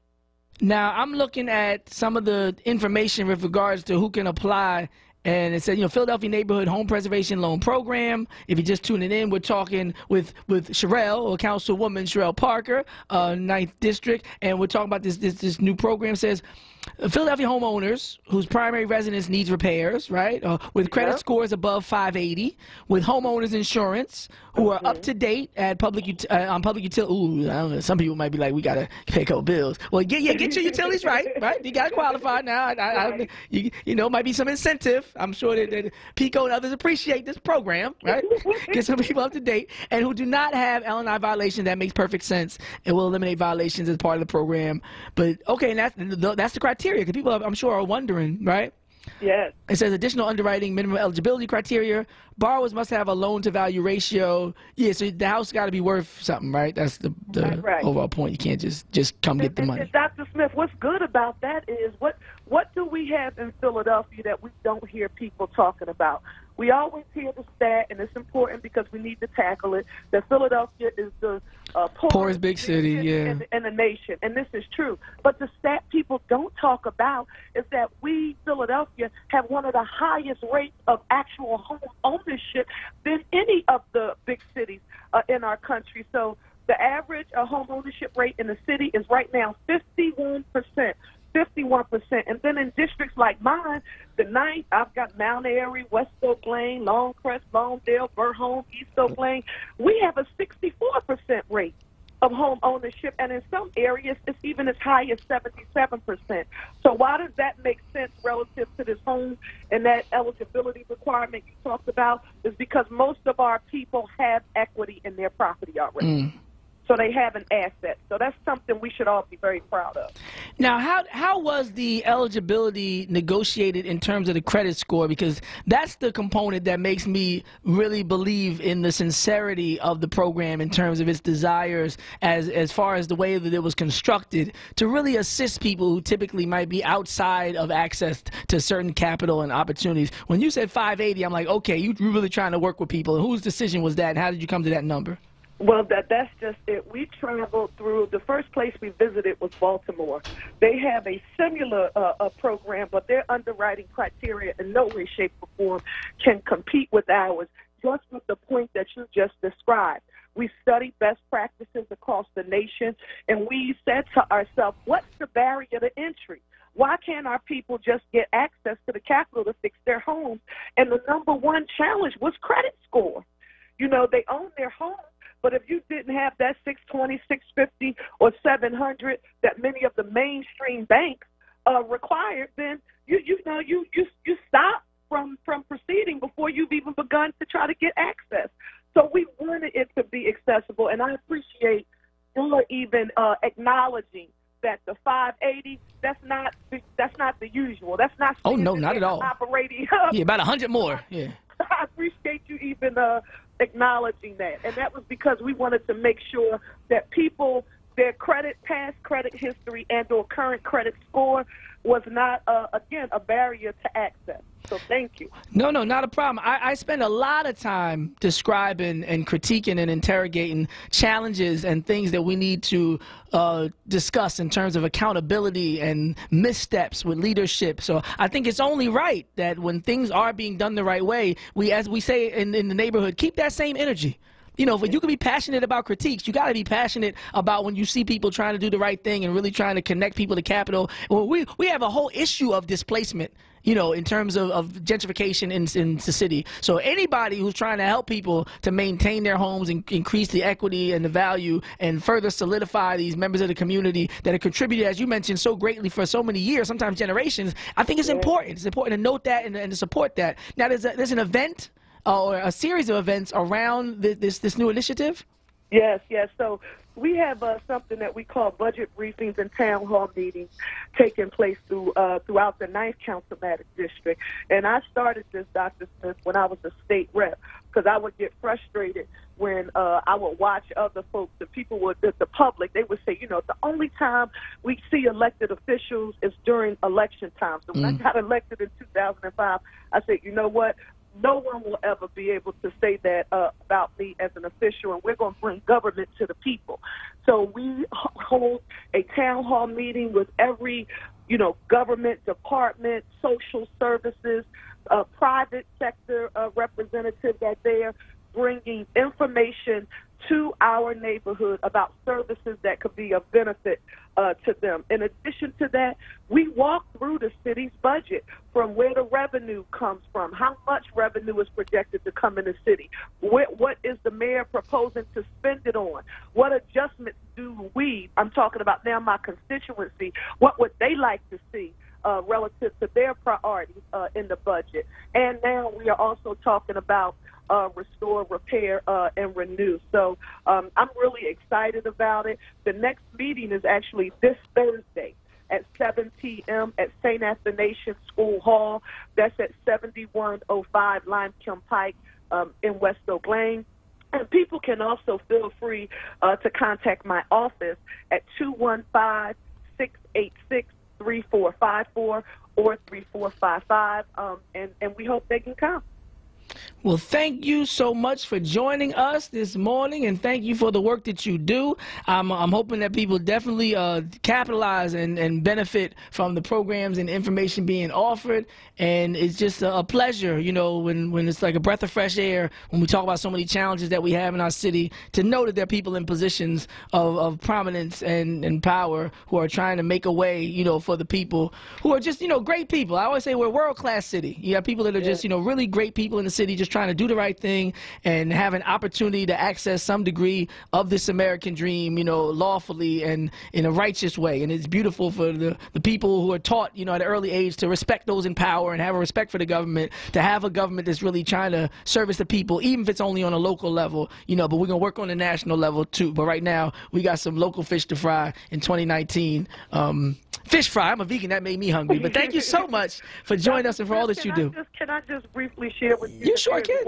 There is just one fear I have about this. Tell me. You know, us all, we council having worked to put this together, we talk about the need for affordable housing, and sometimes I hear people trying to pit two sides against each other. That is, those who are advocating for the building of new affordable housing, and then those of us who are advocating strongly for preservation. And I'm a firm believer that we can do both, but the only thing that scares me about this program is if people don't take advantage of it, I think I'm going to die. All right, no, I hear you. We got to step up. We got to step up. Okay, thank you so much for having me today, Dr. Smith. No, I agree. Thank you so much, Sherelle Parker, Councilwoman of the 9th District. And listen, y'all, put it this way, the Word family alone can make sure that this program is maximized. We have enough organizations and people in bed. I don't care if you don't like everything politicians do. Some things we meet on. We meet in the middle now. Now, this program, every dime that is available through this program, we need to make sure is in the hands of somebody in our community. And I'm going to say it again, in our community. We need to make sure. Listen, y'all, breaking news. rapper Nipsey Hussle, who was shot and killed, they're announcing that they have a shooting suspect in the Nipsey Hussle killing. The rapper Nipsey Hussle, who was killed recently in L.A., police department have identified 29-year-old. His name is Eric Holder, not to be confused, right? But 29-year-old Eric Holder as the suspect in the shooting of rapper Nipsey Hussle, who died Sunday. In a news release issued Monday night, the same night that the memorial to Hussle devolved into chaos after numerous people were left with trampling injuries, the LAPD sought the public's help to locate Holder. Holder has been identified as the suspect in a multiple victim shooting that unfolded around 3:20 p.m. on Sunday, the LAPD said. The incident happened outside of a business in a strip mall, 3400 block of West Slauson Boulevard, a Marathon Clothing, a store owned by rapper, deceased rapper Nipsey Hussle. The location was previously identified as being just outside the clothing store he owned, but they now have it's directly 3400 on Slauson. But the point is, they have a suspect in custody. He's 29. His name is Eric Holder. Some people are saying that he was actually at the vigil. Okay, all victims were hit and fell to the ground in shooting. The suspect then ran through an adjacent alley southbound before entering a waiting vehicle, a white 2016 Chevy Cruze with 4 doors and a license plate number. Oh, they had the good job, people. 7RJD742. So I guess expect some more arrests on the way because he wasn't driving himself. One more time, that's a 2016 white Chevy Cruze that the gunman fled in that was now suspected to be Eric Holder, 29-year-old shooting suspect. And the license plate is 7RJD742. And nowadays with social media and people with these skills to research and, find people with Google Maps and all that, that's why, even though we're in Philly, I'm giving those numbers out, that was being driven by a female who hasn't been identified. Suspect was identified using social media posts and surveillance video. Wow. So they used social media to find him. Social media and surveillance video helped to find the suspect. We're going to take a quick break, come back on the other side, finish strong with our talk on politics and all things relevant to our city. You are in the middle of the blackest, most independent morning show or radio show possibly in history. No, we just talking. You got to big it up. That's how you got to talk. You got to talk that talk, man. And make sure we get that money from that program. Come on now. Next town hall meetings at West Oak Lane. Thursday, 7 o'clock. St. Athanasius School Hall, 7105 Lime Kiln Pike. Thursday, 7 p.m., West Oak Lane. Find out about the Philadelphia Neighborhood Home Preservation Loan Program. You can do everything from get assistance determining your eligibility. You could get help applying for the loan.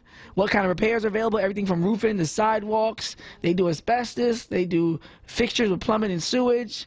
Window repair. And a good one I saw was the HVAC system or the water heater. Because sometimes you get a major repair if you don't have insurance. You might have a $4,000 repair bill. And you don't want to throw your whole house off kilter. And if it's in the wrong season, cause further possible permanent damage to the structure. So you want to make sure you get those things fixed. And I'm glad there's opportunity for that to be done through the Philadelphia Neighborhood Home Preservation Loan Program. Sister Sherelle Parker, Councilwoman from 9th District. Thank you so much. And community will respond in kind because we about the bag. Let's get to the money, good people, together. We're in this love together. You're waking up with word, y'all. Listen to Word Radio on the go with the Word Radio app. Search for WURD in your favorite app store today and take us with you wherever you go. Stay connected to Word Radio, independent black media. Hi, this is John. Hi, this is Juanita, owners of JD's Auto Body and Painting. We're located at 6300 Wayne Avenue, right there at the intersection of Wayne and Washington Lane. We really like to thank all you Word listeners for the support that you've given our business, and we really hope to see you in the future. JD, tell them about our products and services we have. We have a new state-of-the-art paint shop along with our body shop and detail shop. We can help you with the dents and scratches from the winter season. Come to JD's Auto Body and Painting. Come on out and check us out. We're still honoring that Word 10% discount. Give us a call, 215-848-5949. Again, 215-848-5949. Thanks again for supporting our business. We really appreciate you. See you at JD's Auto Body and Painting. Support independent black media and join the 4Word movement now at 215-425-7875 or visit wordradio.com. Lifting every voice till earth and heaven ring. This is Word Radio, 96.1 FM and 900 AM WURD Philadelphia. Black Talk Media. Let's go! You're waking up with Word with the rapping professor, Dr. Aaron Smith, on Word Radio. Black Talk Media. Black Talk Media, 900 AM, 96.1 FM, WURD, WURDradio.com. Listen live anytime and log on. If you don't have that app, you know where to go. Download an app like you know. I am the host of the show, Aaron Smith, the rapping professor. Queen Kawesa, the super producer, put some respect on her name. And you are waking up with Word, y'all. Y'all can call in at this time. Make sure you hit that line, 215-634-8065. And as we reported before the break, in the murder of rapper Nipsey Hussle, they have identified a shooting suspect, 29-year-old Eric Holder. LA police have identified 29-year-old Eric Holder as the suspect in the shooting, and they issued a news release. It says the LAPD had a social media post on Twitter said Eric Holder is wanted for homicide in the shooting of Nipsey Hussle. He was last seen in a 2016 white four-door Chevy Cruze, California license plate 7RJD742. Anyone with information related to his whereabouts or this deadly shooting is urged to contact South Bureau Homicide, and they have him on their radar. So I guess the manhunt is on, and they are, in the next few hours, going to make sure that they secure him and whoever was driving is the attempt. St. Athanasians, 7105 Lime Kiln Pike. 7105. You gave an address a little bit earlier for Lime Kiln Pike. It was, no? Where's that paper with all this one? No. Sorry. But yes, we'll definitely make sure that we give that information as we get it. There's a list of town halls, and I'll make sure I give all the dates in the town halls, and you will have the opportunity to know exactly where to go. But in the meantime, well, let me give you the next two. Thursday, April 4th, 7 p.m., St. Athanasius School Hall, 7105 Lime Kiln Pike. What's up? No, I think because you had said like 70 something. So it just to repeat, because a couple people called. 7105 Lime Kiln Pike.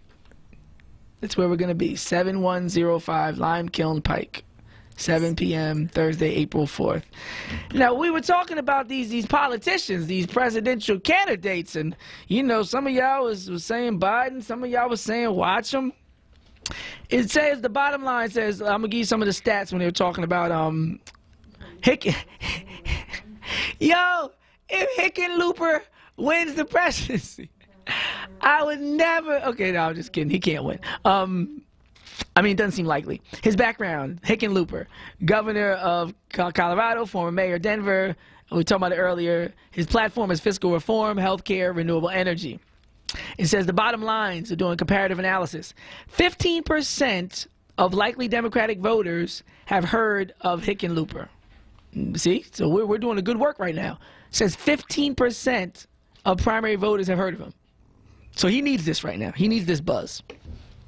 19% of respondents think Hickenlooper would beat Trump. In the what? The anonymity Olympics? The only thing that Hickenlooper is beating Trump in is the Who Dat Olympics. Remember J. Cole at Who Dat? Who Dat? We Dat? Oh my gosh. 22% of respondents think Hickenlooper would lose to Trump. The top rivals. Candidates Hickenlooper competes with because they also satisfy supporters. Some people say that this poll they have is 68% Kamala Harris, 64% Cory Booker, and 62% Joe Biden, 57.1% Elizabeth Warren, and we got Ron from Mount Airy on the line. Good morning. Good morning, Professor. I just wanted to comment. I'm a senior, and I wanted to comment on the voting. I think we really need to be clear about our priorities, and we've got a number of things. But it seems to me our number one priority needs to be we got to replace Trump. So the priority is to get someone who can beat Trump. Who do you think that is? That's Biden. And why do you say that? Because he's got, he knows people, he's got the contacts, he's got the party in a place, the Democratic Party, and I do believe it, in a place where he has a history and he can stand up against Trump and the things that Trump represents. So I think he's clearly our person. No, I appreciate your commentary. I'm sorry? I appreciate your commentary. Anything else? All right. Okay, that's it. Okay. No, I hear you. And that's an interesting point to make as far as the potential to unify the party. And that's typically not as much of a concern as it is in our contemporary political climate based on what's happened between Bernie Sanders and Hillary Clinton. A lot of people still have a lot of bad blood between these two candidates. Luckily, Hillary isn't running, but the Bernie camp and the Hillary camp have a lot of unsettled issues. So a lot of people who aren't feeling Bernie are not feeling Bernie from when they were riding with Hillary. So somebody who's not a part of any of that mess, I can't think of another way to say it, might have a potential to galvanize the party in a way that anybody associated with such a divisive campaign might not possess. So that is an interesting point to make. And you know that if Biden did run, Obama's going to be out there stumping. Michelle going to get out there stumping. Like, we have to be realistic. Y'all can tell by all my comments, I'm not the biggest Biden fan, but I got to concede to a lot of points the callers are making. We got to be pragmatic out here. We got to be pragmatic and practical. I know that if Biden wins, we're going to see more Obama than we would under any other circumstance. And we're going to see Michelle. We're going to, you know, we're going to see, we might even see Sasha Malia out here. You know what I mean? We might even have Sasha Malia out here, college tour or something. So, I mean, Joe does have a chance just based on his team. Sometimes it's not, a lot of times it's not the individual, but the people that support them and the support system and their team. Some people in the industry have no talent. Can't sing, can't dance, can't do nothing, but they got a team that will push them all the way. And I love J-Lo for it. Sherry from East Oak Lane, thank you for waking up with Word. Yes, I like Elizabeth Warren and Bernie Sanders. Okay, and why do you say? And I say Bernie Sanders because Trump said that if Bernie Sanders had been the candidate, he had less of an opportunity of winning. I think that Bernie Sanders and Elizabeth Warren will get together, will settle a couple things that are wrong with this society, the environment, the economical system, and the disparity between people of color and other nationalities. I think that they have the potential to bring groups of people together more effectively than any of the other candidates. They're both of them are very progressive in terms of their thinking and vision. Elizabeth Warren, I think, has a very war-like spirit. She took a chance and talked about the hypocrisy that's found in America. And people need to listen because we can continue to do the same old thing and get the same old result. We have to have a thinking mind and a level of vision in terms of what we want to see this country look like. The environment to me, and I'm in my 70s. I have grandchildren and great-grandchildren. The environment for them, to me, is a very important thing. And unless the environment is well, nothing will be well in this country. And that's my take on things. Thank you so much for your commentary. And while you were talking about Elizabeth Warren, it just made me wonder, if Biden was a woman, well, he would never have been vice president. We could just stop there. if Biden was a woman. If Elizabeth Warren was a man, talking the way she's talking about inequality and the history and how it impacts contemporary disparities in economics, racially. You know, I don't know, man. I guess, I mean, you know, sexism is real because it's definitely a major part in what people will accept from one candidate and not give due credit for another candidate. Madeline, Jim from Southwest first. I'm sorry, Madeline. Jim from Southwest. Good morning, young fella. Good morning, Jim. I don't like either one of them, and I'll tell you why. Bernie Sanders was the head of the VA in the Senate. He did nothing to assist me in my endeavors.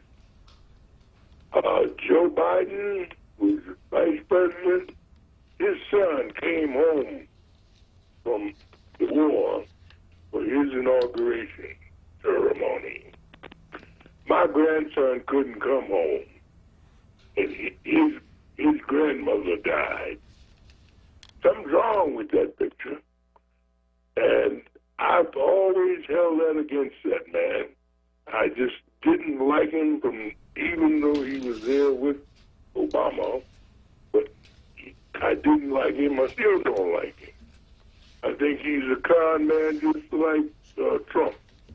So take it from there. Elizabeth Warren, I don't like her either. So where do we go from here? No, I appreciate your commentary, Brother Jim from Southwest. Madeline Dunn from Overbrook. Thank you for waking up with Word. Thank you, Dawn, so much. Listen, I'm coming off a pneumonia bout, so I'm not strong as I want to be. But I saw something last night on television. It was a new young man who decided about a week ago that he wanted to run. He's got a tremendous educational background. I think he said he's gay. And he talked about America in the terms in which I think about it. Now, I'm going to tell you, to me, the two important things is education and environment. And he started with education. He went to the environment on the same grounds that I like it. I'm sorry. I mean, Pete, Buttigieg? Buttigieg? Buttigieg. Yeah, Buttigieg. Yeah, Pete. Something like that. Yeah, that brother right there. Young boy. Looked like he could be Obama's kid brother. You understand? The education and all, excuse me, and raised $7 million in 1 week.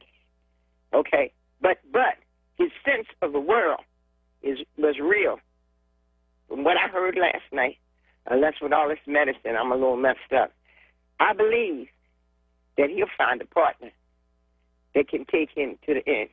Because, like right now, in my opinion, we need Kamala, Newark, the people that senators need to remain senators. Those seats need to stay. And what I expect to hear from them, if they want to be the president on the next go around, is when something is going on, I want to hear them on that floor talking about it. I want to see them on C-SPAN, if I'm still here and can watch, after they shut down, discussing the issues. When I don't see people participating, I'm sorry. Thank you so much. Thank you. No, I appreciate you. Get well and rest up. Last comment on the line is going to be Jerry from West Philly. Thank you for waking up with Word. Hi, good morning. Good morning. Yes. And Koye, I'm sorry, I'm always mess up her name. But anyway, I was calling because, first of all, this mess going back and forth about Biden and Bernie. I don't pay Bernie no mind. He should have sat down in time for Hillary to win. First of all, we got to be realistic. They are not going to put a woman in as president, so nix that too. So Biden is not, he has some things going on, and if you're from down south, you know that they kiss women and hug them and everything else. So all of this stuff that these women coming up is nonsense. It's nothing compared to 45, okay? So right about now, I'm sorry. I loved listening to you, but I had to cut you loose because you was getting on my boy Biden, and we're going to mess around. This is what it's all about, the smoke screen.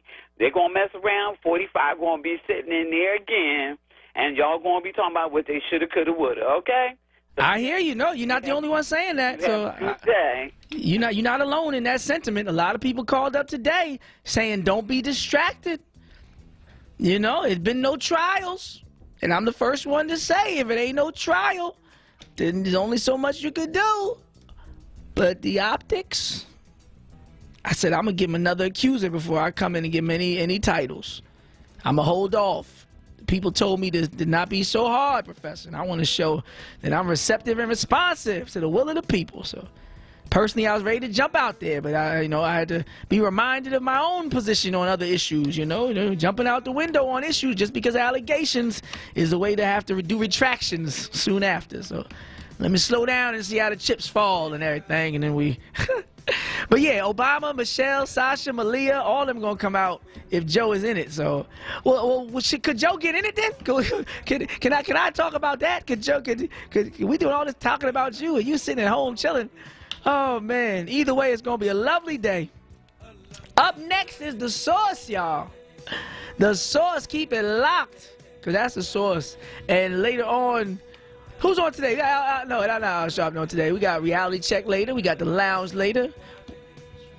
And Al Sharpton later. We do it. Well, let me get into order. Al Sharpton, Reality Check.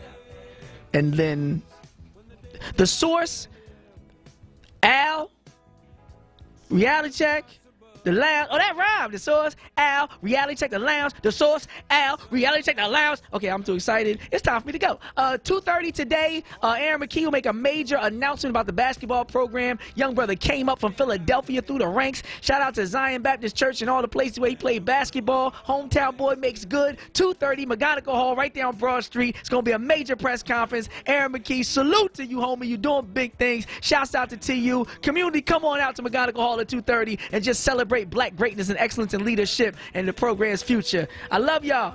You're waking up with word, y'all.